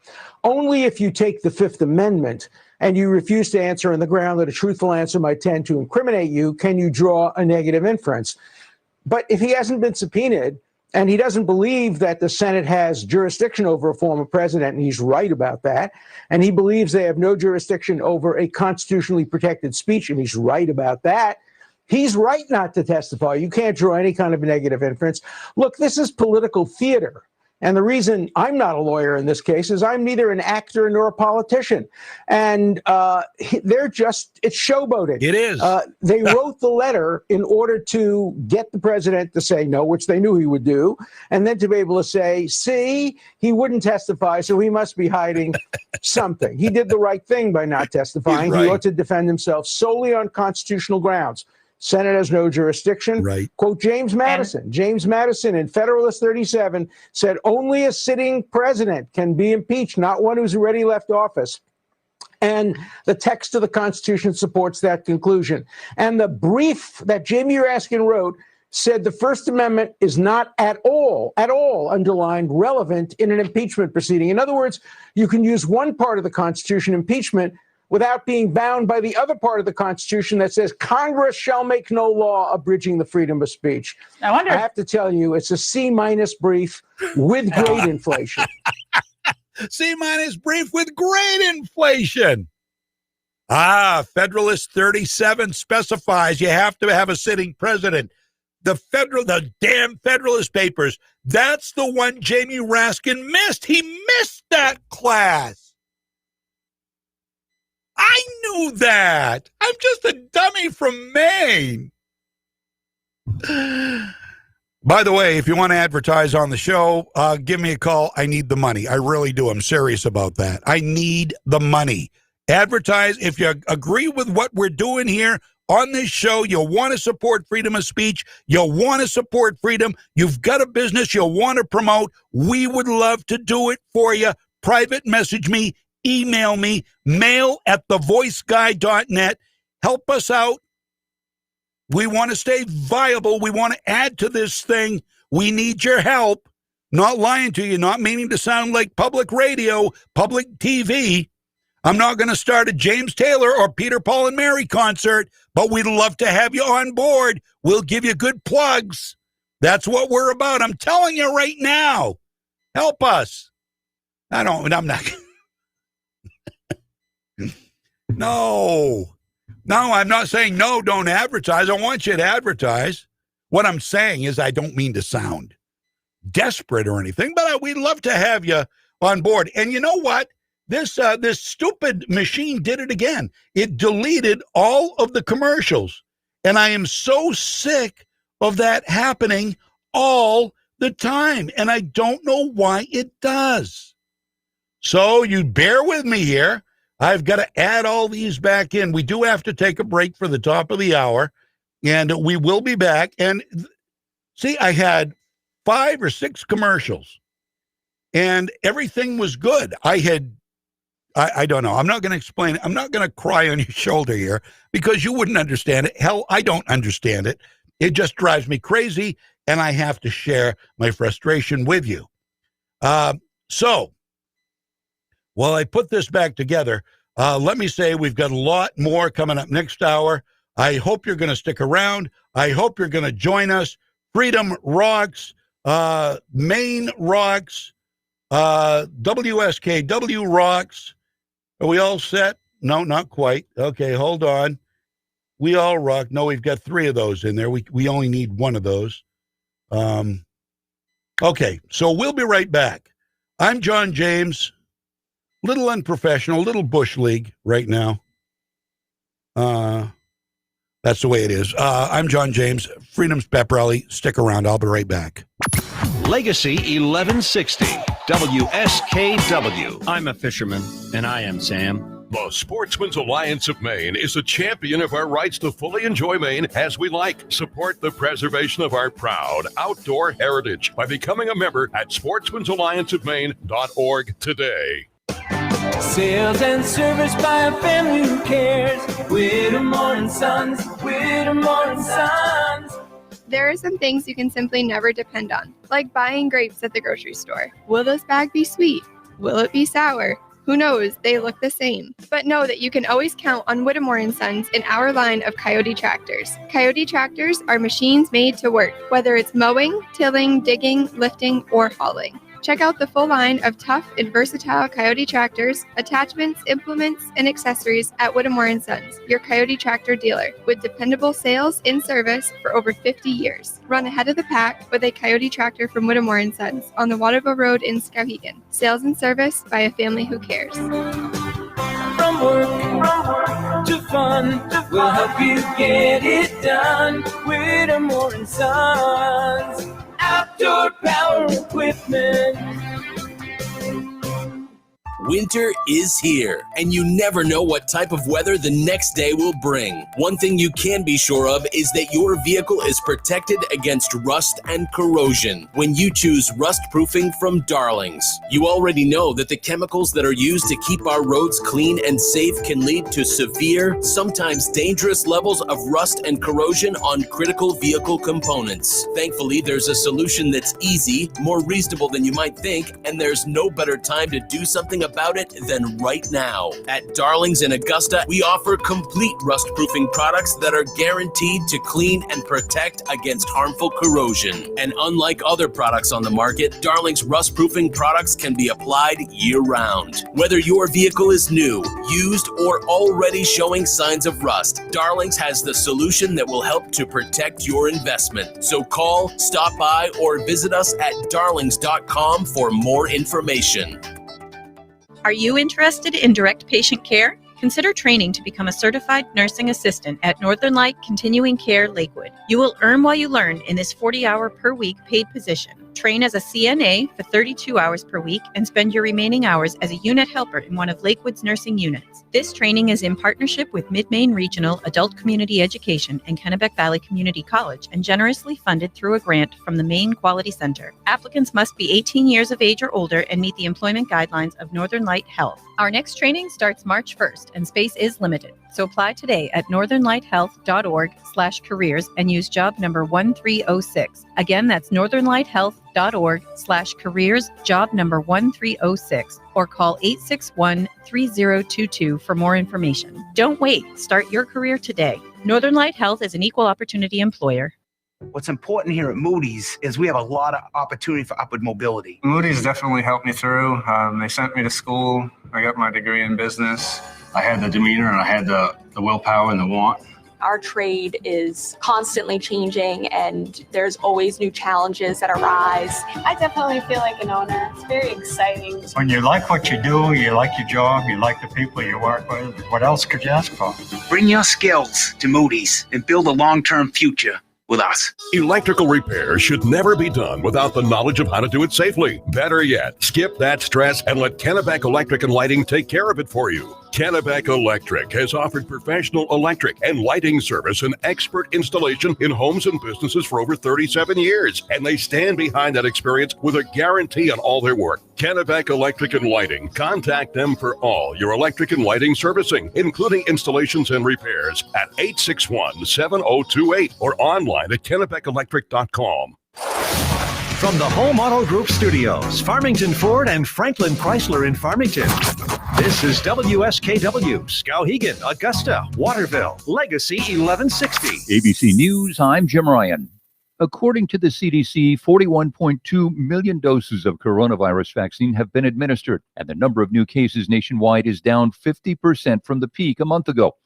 But there are worries about the new variants of the virus. South Africa has now suspended use of AstraZeneca's vaccine after data showed it gives only minimal protection against mild to moderate sickness caused by the South African variant of the virus. And in the U.S., a new study suggests cases of the highly contagious UK variant are potentially doubling every 10 days. That's ABC's Mona Kozar Abdi. President Biden has returned to the White House after spending the weekend in Delaware. He says the CDC is expected to issue guidelines this week on safely reopening schools. Chicago has reached a tentative agreement with the teachers union over returning to in-classroom instruction this week. Tomorrow, the second impeachment trial of former President Trump begins in the Senate. This is ABC News. Just weeks before elections in Israel, Prime Minister Benjamin Netanyahu has been in court. Israel's prime minister pleading not guilty to the corruption charges against him, which include bribery With hundreds protesting outside, Benjamin Netanyahu avoided the cameras, made no statement, and left the courtroom after just about 20 minutes. He's facing a tough re-election on March 23rd. The judges will now rule on whether witness testimony will begin before or after Election Day and how often Netanyahu must show up. Jordana Miller, ABC News, Jerusalem. A week after the military coup in Myanmar, protesters are on the street by the thousands in cities across the country. The next 10 days will be busy ones on Mars. A mission launched by the United Arab Emirates is scheduled to arrive tomorrow. Less than 24 hours later, a rover from China will get there. And on February 18th, another rover from NASA is scheduled to show up on Mars. Jim Ryan, ABC News. My name is Chloe Fredericks, a singer-songwriter from a small town in North Dakota, and I'm back on air with Boot Barn. I'm a hopeless girl, living in my own world, for crying out loud. Can't you see the pink cotton candy clouds? Thanks for listening. You can learn more about the movement at bootbarn.com/backonair. Microban 24 protects against Staphylococcus aureus and Enterobacter aerogenes bacteria, but does not provide 24-hour protection against viruses. Hear that? That's Microban 24, killing bacteria on your bathroom doorknob for 24 hours. Spray on hard surfaces to kill 99.9% of viruses and bacteria initially, including the COVID-19 virus. Once dry, Microban is proven to keep killing bacteria for 24 hours, touch after touch. Keep killing bacteria for 24 hours with Microban 24.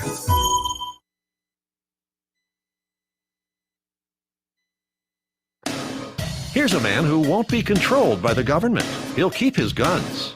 He'll keep his gas guzzler. And he'll keep his thermostat where he damn well pleases. Here's the friendliest man in America, climate change denier, John James. I'm a climate denier, I am. I don't deny the climate's changing. I deny it's man-made. And I deny that CO2 is killing us. It's not, kids. Tell your kids it's not. Tell your children it's not. Tell your children wind and solar are a pie in the sky. It feels good. It feels good. We're doing something good for the climate. We're going to make the whole world great again. Nothing more than feeling. But you know it's not sustainable. It's not. It just isn't. And it's very expensive, and it pollutes. Get all them batteries. What's going to happen to all them batteries that can't hold enough power to get you through a winter's night? Or that wind that doesn't blow when there's a warm but light summer breeze. And the windmills sit there purty on the hills. Static. Not moving. Those are the days you hope the sun's shining, so you can at least get a little solar power. 11:10 on Legacy 1160 WSKW. So this January 6th so-called insurrection, the 90-minute drama that AOC did, that people shared because it was so traumatizing. I buy that it was traumatic. I buy that. I get that it was traumatic. Even if you weren't in the Capitol, which Marjorie Taylor Greene was, and AOC was not. It surely was traumatic. But as far as near death, I I don't think AOC was anywhere as close to death as she said she was. Nancy Mace is a Republican congresswoman from South Carolina. She has an office in the Cannon Building, which is not part of the Capitol Building, and it's just down from AOC's office. Nancy Mace, despite AOC's story of thinking she was going to die, the building was never even breached by rioters. Here's a tiny bit of AOC's 90-minute Instagram drama talking about her near-death experience. And so I hide behind my door like this, like I'm here, and the bathroom door starts going like this, like the bathroom door's behind me, or rather in front of me, and I'm like this, and the door hinges right here, and I just hear, "Where is she? Where is she?" And this was the moment where I thought everything was over. And like also one of those thoughts that I had was, I just happened to, be a spiritual person and be raised in that context. And I really just felt like, like if this is the plan for me, then people will be able to take it from here. If this was the journey that my life was taking, that I felt that things were going to be okay. And that, I had fulfilled my purpose. Oh, boy. Now, she's talking about her own office bathroom in the Cannon Building. Couple of doors down from Nancy Mace, South Carolina, who says AOC, in her Made for Instagram drama, embellished quite a bit what was actually going on in the Cannon Building. Right. I was actually 2 doors down. My office is 2 doors down from AOC. And not at one moment during the events of January 6th did any rioter or any insurrectionist come down the hallways where our offices are located. I initially, took to task the press for making these claims, taking these claims to apocalyptic levels. And all I did was state the facts. I live in reality. I deal with facts and not fiction.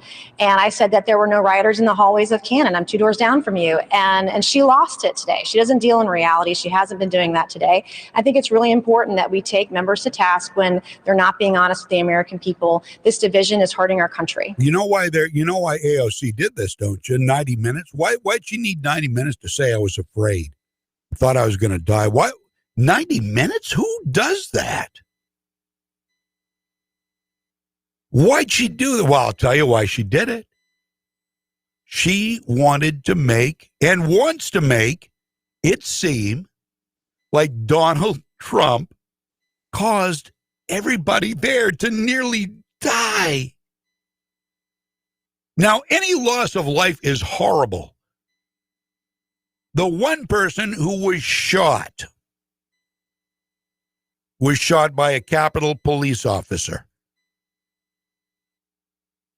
was not charged, has not been charged. Investigation's still going on.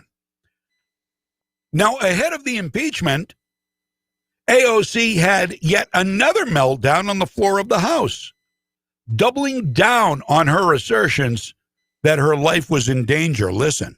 Less than 29 days later, with little to no accountability for the bloodshed and trauma of the 6th, some are already demanding that we move on, or worse, attempting to minimize, discredit, or belittle the accounts of survivors. In doing so, they not only further harm those who were there that day and provide cover for those responsible, but they also send a tremendously damaging message to survivors of trauma all across this country, that the way to deal with trauma, violence, and targeting is to paper it over, minimize it, and move on. Sadly, this is all too often what we hear from survivors of trauma as the reason why they don't get care, that what they experienced wasn't bad enough or too bad to talk about, or that they are afraid of being invalidated, accused of exaggeration, or making a mountain out of a molehill. As a result, thousands, if not millions, deny themselves the care that they need and deserve to live better lives. 29 days ago, our nation's capital was attacked. That is the big story. And in that big story reside thousands of individual accounts, just as valid and important as the other. Again, traumatic, understood. Near death? A survivor? Drama? Exaggeration? Well, to me, yeah. Making a mountain out of a molehill? Remember when I always say that when they say things, it projects who they are? Who's made a mountain out of a molehill with climate change? You've got to understand the end that they want to get with these means of climate alarmism. The end they want to get to is control of the nation's power, energy, infrastructure. They want to get control of us. So Fox News asked Nancy Mace of South Carolina, so are you alleging that AOC fabricated these claims for political reasons? I'm not going to discount the trauma. I felt the events that day, they were traumatic. I've been very strong and vocal about that. I felt like I was a sitting duck. I felt like my life was in danger. These are all things that I've said. I sent my children home early that week because I was worried about violence that might transpire on Wednesday, January 6th. But at no time were there rioters at our doors banging to get in. And I think that, also attacking the Capitol Police this week, she did that earlier this week. She did that last month. The only thing standing between us and the rioters in our office building were the Capitol Police, and they were outnumbered. And I'm not going to discount the trauma that we each experienced, but we have to be factual when we describe what actually happened. And I'm telling the truth today. That's simply it. By the way, AOC wasn't the only squad member who feels threatened because of Donald Trump inciting that riot. Rashida Tlaib was in tears, being coddled by AOC as she gave this sobbing speech the other day, same day that AOC gave hers. This is so hard because, as many of my colleagues know, my closest colleagues know, on my very first day of orientation, I got my first death threat. It was a serious one. They took me aside. The FBI had to go to the gentleman's home. I didn't even get sworn in yet, and someone wanted me dead for just existing. More came later, uglier, more violent. One celebrating and writing the New Zealand massacre and hoping that more would come. Another mentioning my dear son, Adam. Mentioning him by name. Each one paralyzed me each time. So what happened on January 6th, all I could do was thank Allah that I wasn't here. I felt overwhelming relief, and I feel bad for Alexandria, so many of my colleagues that were here. But as I saw it, I thought to myself, thank God I am not there. I saw the images that they didn't get to see until later. My team and I decided at that point we'd keep the death threats away. We'd try to report them, document them, to keep them away from me because it just paralyzed me, and all I wanted to do was come here and serve the people that raised me. The people that told my mother, who only had 8th grade education, that she deserves human dignity. People that believed in me. And so it's hard. It's hard when my 7 brothers and 6 sisters beg me to get protection, many urging me to get a gun for the first time. And I have to tell you, the trauma from just being here, existing as a Muslimah, is so hard. But imagine my team, which I lovingly just adore. They are diverse. I have LGBTQ staff. I have a beautiful Muslimah that wears her hijab proudly. Virtue signaling. I have Black women that are so proud to be here to serve their country. And I worry every day for their lives because of this rhetoric. I never thought that they would feel unsafe here. And so I asked my colleagues to please try not to dehumanize what's happening. This is real.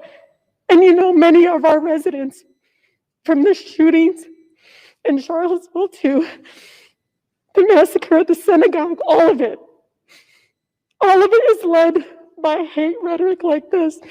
And so I urge my colleagues to please take what happened on January 6th seriously.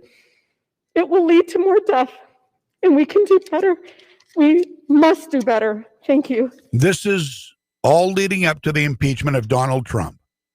I'm not going to say her tears weren't real. I don't know. I don't know. They recommended you get a gun. Well, get a gun.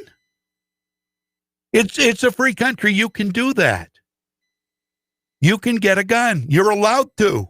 It's America. There's never a good reason for death threats, ever. But maybe Rashida Tlaib should look at some, and I'm not saying that death threats are ever justified. They are not.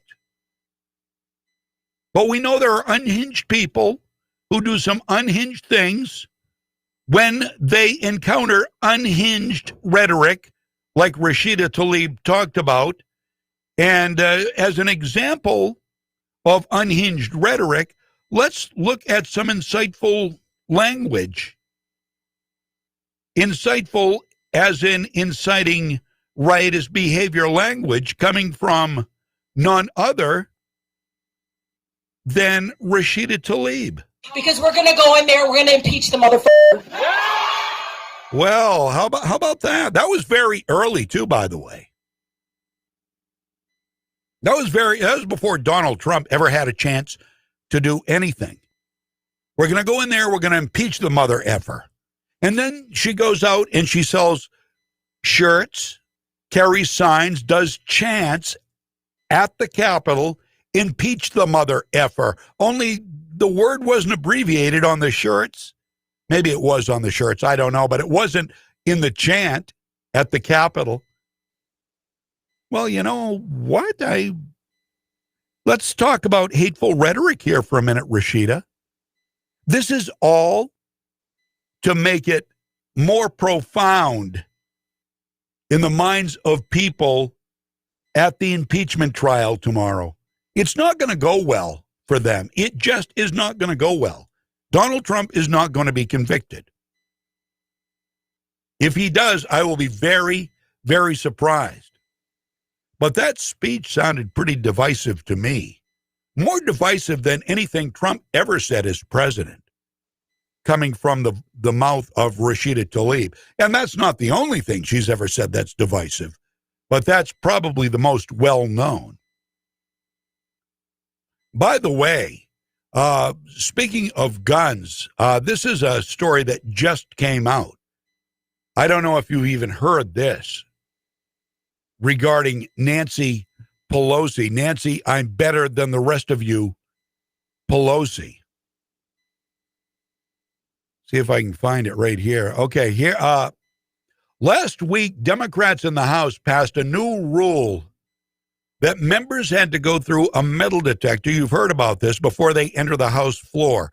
The rule was passed because several Democrats expressed fear of armed GOP members, saying that some Republican congresspeople would shoot them accidentally or on purpose. AOC said that. They're talking about people like Lauren Boebert is one. Josh Hawley is another one. Lauren Boebert, Shooter's Grill in Rifle, Colorado. She carries a gun. She's going to carry a gun in D.C. from her home to the Capitol because she doesn't feel safe on D.C. streets. Why should she? Why shouldn't she have protection? So they have to go through a metal detector, right? Well, several House members ignored the metal detectors and entered through what is known as the Speaker's lobby, where Ashley Babbitt was shot breaking into the speaker's lobby with a mob of people.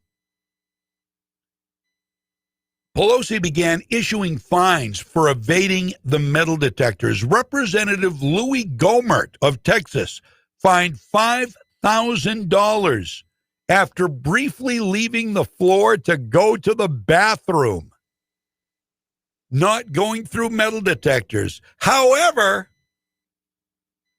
Pelosi herself was caught entering through the speaker's lobby, evading the metal detectors. It's good for thee, but not for me. Masks, they're good for thee, but not for me. Nancy Pelosi is above everybody.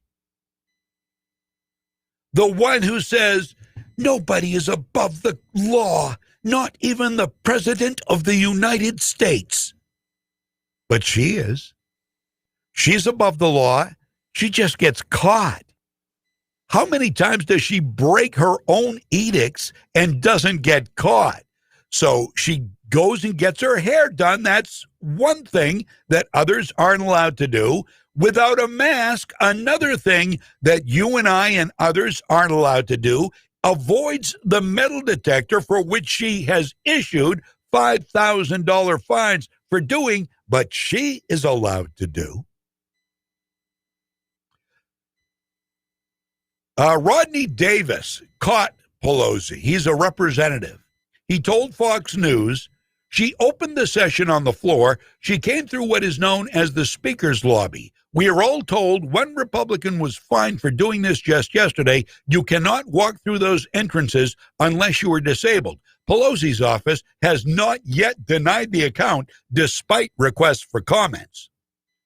Representative Dan Crenshaw was more direct. Pay the fine, Speaker Pelosi, he tweeted. Crenshaw told Fox Pelosi should pay the fine because her action was against her own rules. But it's okay, because she's Fancy Nancy. And the mainstream media, with the exception of Fox News, maybe Newsmax, won't even talk about it. They sugarcoat. They sugarcoat it for their lemmings. They sugarcoat it for their echo chambers. So they can't echo anything that makes the Democrats look bad. They just don't report it. They aren't news. They're Pravda. They're propaganda. They lie. This is what they do. They don't belong in America. They belong in Cuba. They belong in Venezuela. They belong in China. You know who I'm talking about.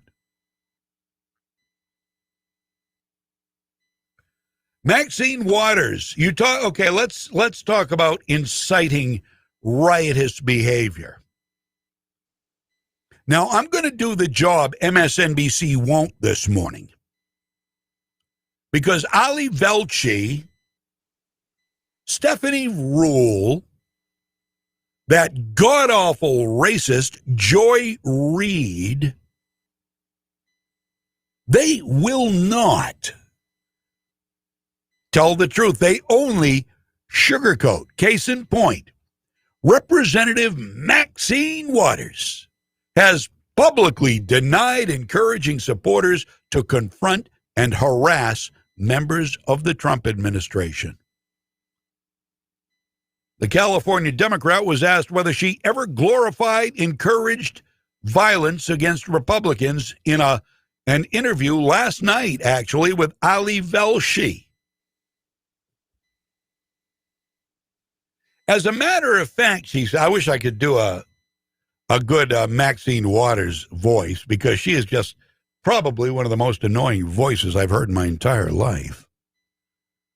But what she said, as a matter of fact, if you look at the words that I used, the strongest thing I said was, tell them they're not welcome, Waters said. I said, talk to them. Tell them they're not welcome. I didn't say go and fight. I didn't say anybody was going to have any violence. And so they can't make that stick. Listen to the exchange with American Pravda's Ali Velshi last night on MSDNC. So let me just ask you, because this is what they are going to say. Can you say that you have not glorified or encouraged violence against Republicans? Absolutely, I can say it. As a matter of fact, if you look at the words that I used, the strongest thing I said was tell them they're not welcome. Talk to them. Tell them they're not welcome. I didn't say go and fight. I didn't say anybody was going to have any violence, and so they can't make that stick. They can't make that stick.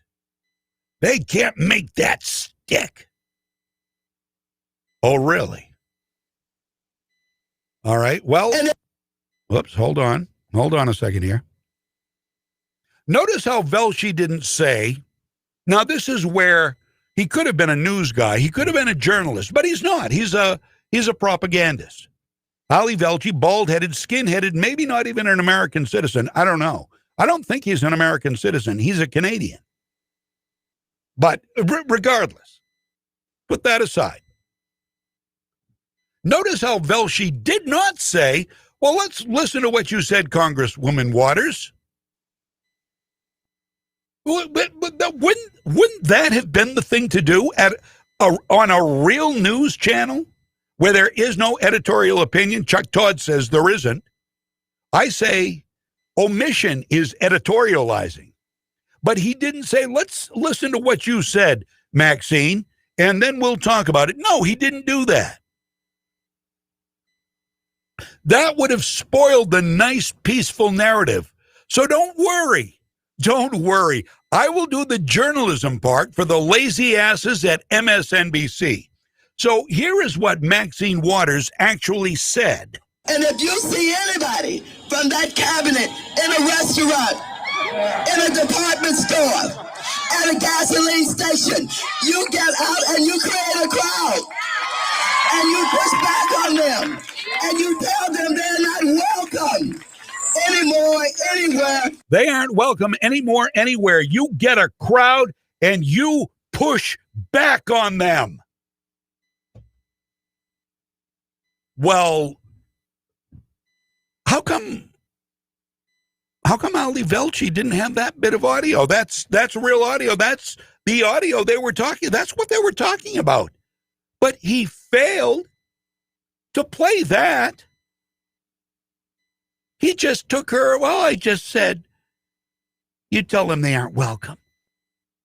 No, you said you get a crowd and you push back on them. And they did violently against Ted Cruz, against Sarah Huckabee Sanders at restaurants as she instructed.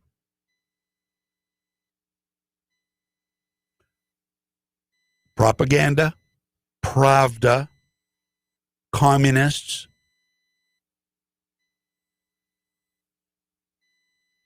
Don't worry, I'll do the work that they won't. I will do the work. If you're a leftist and you watch MSNBC, don't worry. I will fill in where they leave out. That's my job. I don't get paid even a fraction of what they do. Not even a fraction. And I have enough common sense to do the job right, the way it should be done, because we are truthful here. I will let you hear what they say. I will comment on it and make sense of it. But they just omit it completely. So you never know what was said unless you are a news hound like I am and sit in front of the computer for 6 hours a day like I do.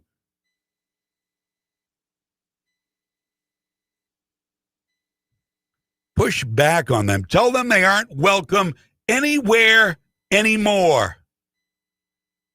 That doesn't sound like incitement to Ali Velshi. Oh, wait, he didn't play that. Too lazy to do his job. Right, I forget. I completely forgot about that. 11:35 here. Legacy 1160 WSKW. Tennessee Republican Senator Marsha Blackburn points out the idiocy of the left when it comes to these double standards. She was talking with Griff Jenkins on Fox News. She addressed Donald Trump being denied security briefings and the double standard that is there, so typical of the left. Here's what she said. more of the double standard, double speak, hypocrisy that is coming from the Biden administration. And Griff, this is one of the things that will remind people why they did not want more of Obama-Biden in electing Hillary Clinton, why they elected President Donald Trump. And I will tell you this, they should say, well, should John Brennan, should James Comey, should others stop receiving access to classified information?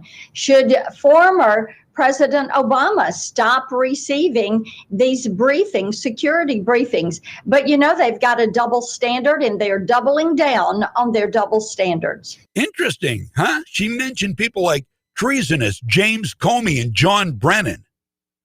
Those are some untrustworthy scum right there. Now, the next question was about schools. Even though it's deemed very safe, many Democrat-controlled areas are refusing to open schools, and there's a lot of pushback from the school unions in those areas, like Chicago, where the derelict mayor, Lori Lightfoot, ordered them back to school. The union said, screw that, so the mayor said, okay. Here's what Biden press secretary Jen Psaki told reporters last week. The president is absolutely committed to reopening schools. He wants them not just to reopen, but to stay open. And he wants to do that in a safe way. And we're going to rely on CDC guidance, which, again, is not officially out yet, to determine the best way to do it. It is safe. It's been covered ad nauseum. It is safe. So, Marsha Blackburn, what was her reaction to that? Well, there again, double standards. The White House has one opinion. CDC had already said that children could go back to school, taking the proper mitigation strategies, yes, getting those in place. And that is your PPE, making certain you're using masks, you have dividers, and the teachers are on the list for getting vaccinations. Here's the deal. It seems that the left is concerned about COVID in the classroom. They are not concerned about COVID at the border crossings. And then you have pediatricians who are saying, get kids back in school. Look at what is happening with mental health, with teen pregnancy, with teen suicides. Yeah. You need to get these children back in the classroom. I will tell you this, Griff, if I were Lori Lightfoot, I would fire every one of these teachers that will not go back to school in Chicago, will not go back to teach these children. Yeah, it's like a battle of strong moral ideology against nonsense, all for the purpose of winning political battles. That's what it is. Lori Lightfoot had the power to order them back to school, and the teachers union said no. And she said, okay. No backbone. No morals.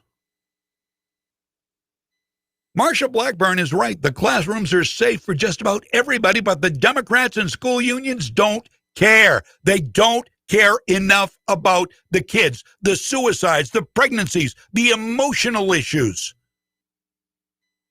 On the other hand, the rioters in the cities and the illegal aliens crossing the border are somehow immune from COVID-19. Why is the left so ideologically different? Why? They're trending toward the socialist mindset, and though most don't even realize it, this has been going on for a long time, although it has sped up exponentially since Donald Trump won back in 2016. They are weak-minded, they don't have a strong value system, they are responding to the leftist prodding in a cult-like way. Now, here's a good definition of what constitutes cult leaders. This is from Wikipedia. Listen to this and tell me the leftist followers that you see on social media, those who are your friends and your neighbors, who put the Biden-Harris signs out on their lawns, who put the Sarah Gideon signs out on their lawns, tell me this doesn't describe the leaders of the cult.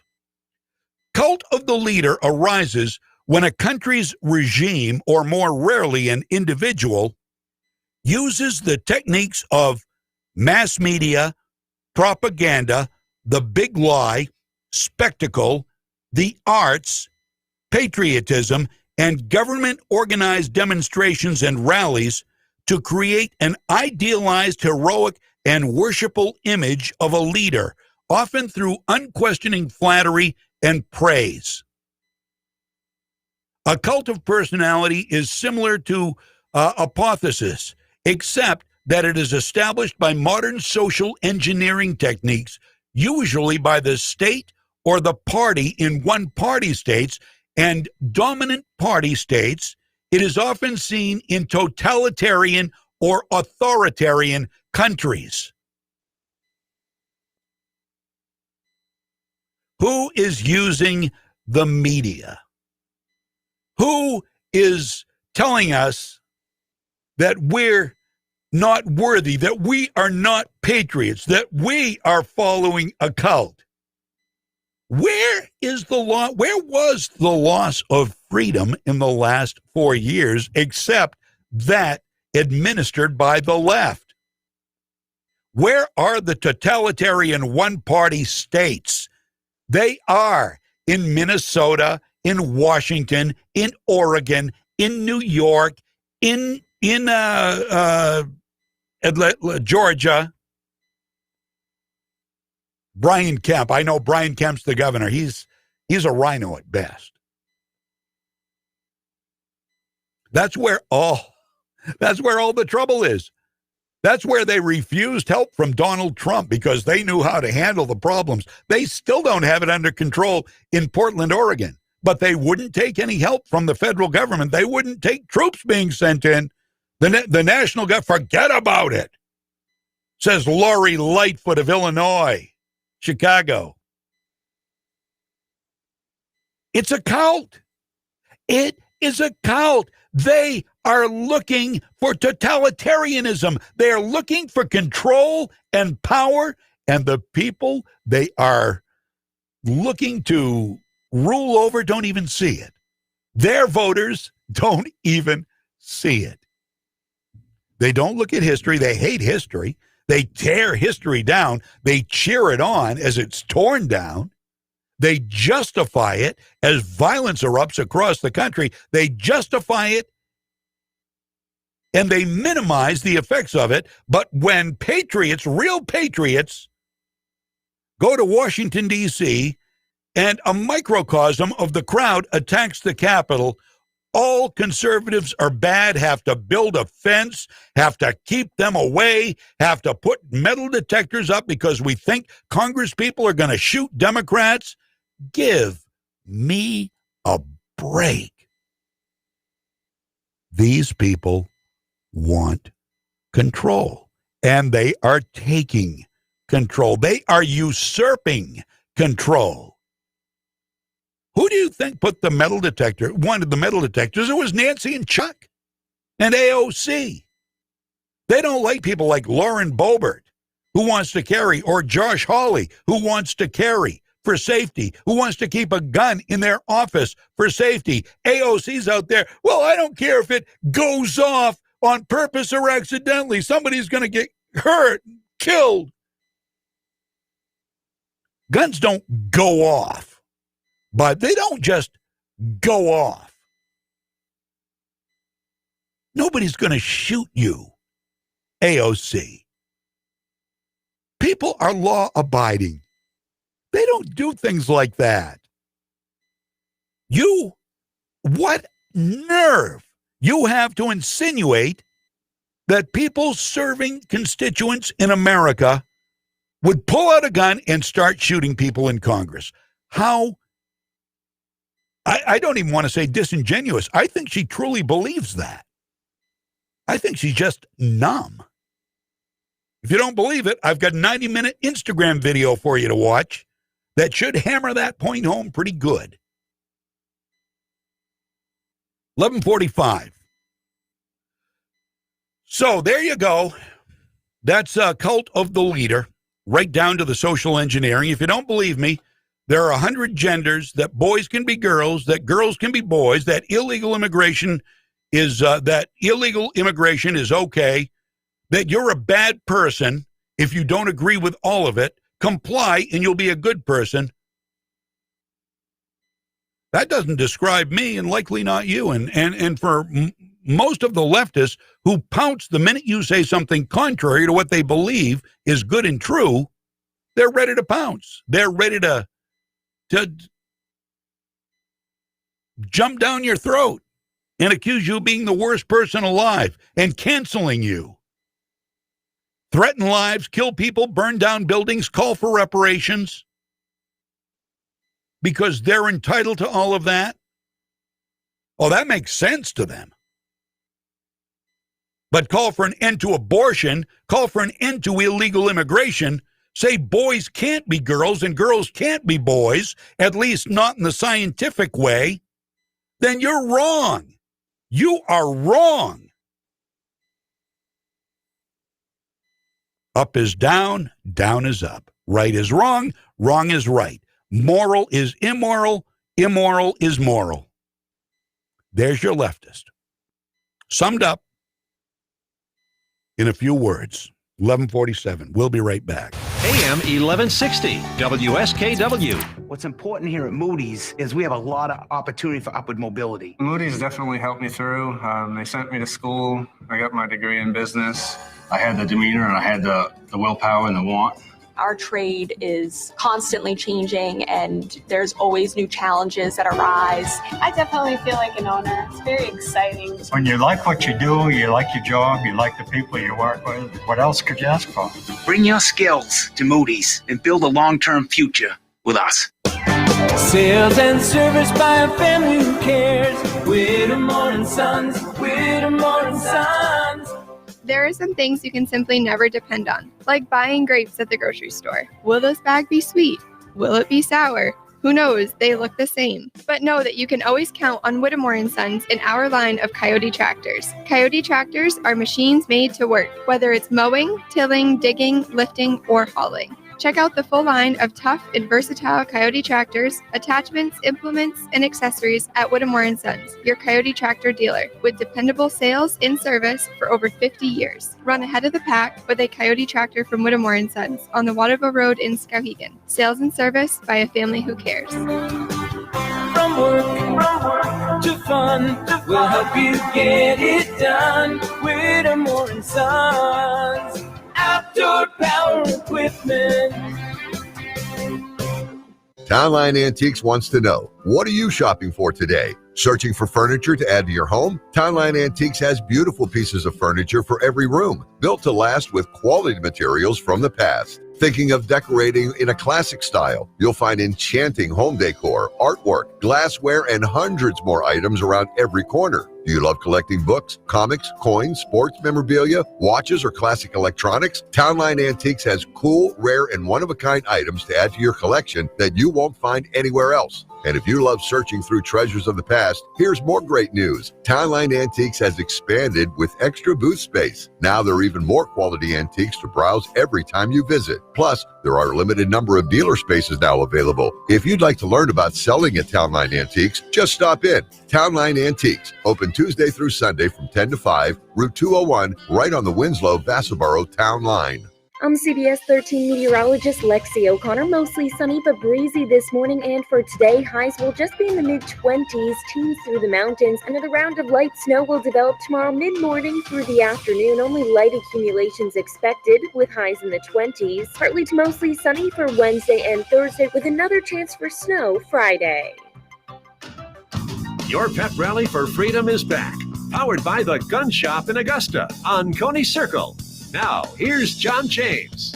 Hey, hello. It's 11:50 right now. Legacy 1160, WSKW. John James, your pep rally for freedom cheerleader.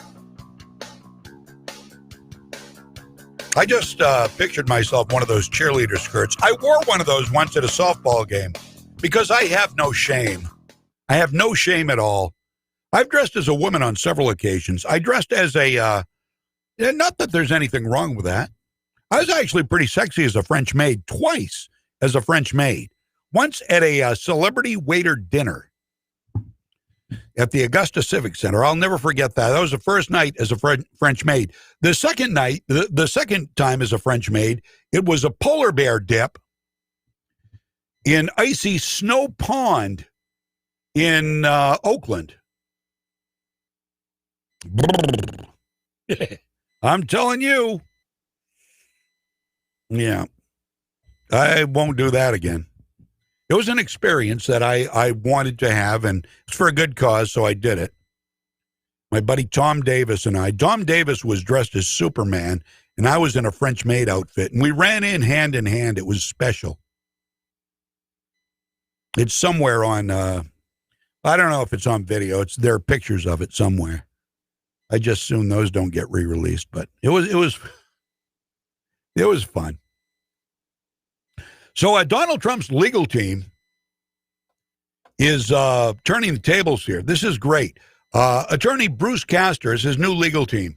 During an interview Friday with Fox News Channel host Laura Ingraham, said that former President Trump's impeachment defense will include video footage of comments made by Democrats. Quote, there's an awful lot of tape of cities burning and courthouses being attacked and federal agents being assaulted by rioters in the street, cheered on by Democrats throughout the country, and many of them in Washington using really the most inflammatory rhetoric that one can possibly use, according to the attorney. Certainly, there would be no suggestion that they did anything to incite any of the actions. I love it. This guy says his eyes are red. He's been looking at so much video. This is going to be good. This is going to be good. The Democrats, they seem to forget that everything is recorded. And I imagine this is going to be like the best of. I'm sure it'll include Maxine Waters out there yelling and screaming, impeach 45, and get up in there, gather a crowd, get up in their faces. You push back and tell them they aren't welcome here. They aren't welcome anywhere anymore. I'm sure that's going to be part of it. 11:53. Well, the second sham impeachment begins tomorrow. And we'll all be watching, waiting to see what happens. Rand Paul was on Fox News with Chris Wallace yesterday, and Wallace asked him, does President Trump bear any of the responsibility for the attack on the Capitol on January 6th? Any responsibility at all? I like Rand Paul a lot. And his answer was just shy of perfect. You know, I opposed the notion of, which I think was a misguided notion, of voting to overturn the election either with Congress or with the vice president. But I think if we're going to criminalize speech and somehow impeach everybody who says, oh, go fight to hear your voices heard, I mean, really, we ought to impeach Chuck Schumer then. He went to the Supreme Court, stood in front of the Supreme Court and said specifically, hey, Gorsuch, hey, Kavanaugh, you've unleashed a whirlwind and you're going to pay the price. You won't know what hit you if you continue with these awful decisions. This inflammatory wording, this violent rhetoric of Chuck Schumer was so bad that the Chief Justice, who rarely says anything publicly, immediately said this kind of language is dangerous as a mob tried to invade the Supreme Court. So if people want to hold President Trump accountable for language, there has to be a consistent standard. And to my mind, it's a partisan farce because they're not doing anything to Chuck Schumer, not doing anything to Representative Omar, not doing anything to Maxine Waters. It's just not fair. It's just partisan politics under a different name. It sure is. He's 100% right. It's not fair. It's completely partisan. And they're literally turning a blind eye when it's one of their own who does something wrong, because the progressives get a pass from their followers in their media who are literally like zombies. So poisoned by the leftist Kool-Aid, they will not consider any time, any side, any story except the one they're told to echo. And this is the bit Rand Paul was talking about with Chuck Schumer. Remember this? I want to tell you, Gorsuch. I want to tell you, Kavanaugh. You have released the whirlwind, and you will pay the price. All right, okay. Supreme Court justices, because they might make a law that gives more protection to babies from being murdered by their mothers. We can't have that, not in America. We can't protect babies in America. Gorsuch, Kavanaugh, you've released the whirlwind. You know who releases the whirlwind every time an abortion is performed? Mama. I know that sounds simple, doesn't it? Mama. Mama. Think of a little child, and there are several in my family right now who look up at me. They look up at me, and they raise their arms for me to pick them up and hug them and hold them. This is who the whirlwind is being released on. These innocent little babies, these children whose trajectory from the moment of fertilization is human and earthbound. Disagree if you want. Science. I don't care what you say about a clump of cells. The trajectory has been set. You are destroying a human life. You are murdering a child, justifying it by calling it a clump of cells. Shame on you.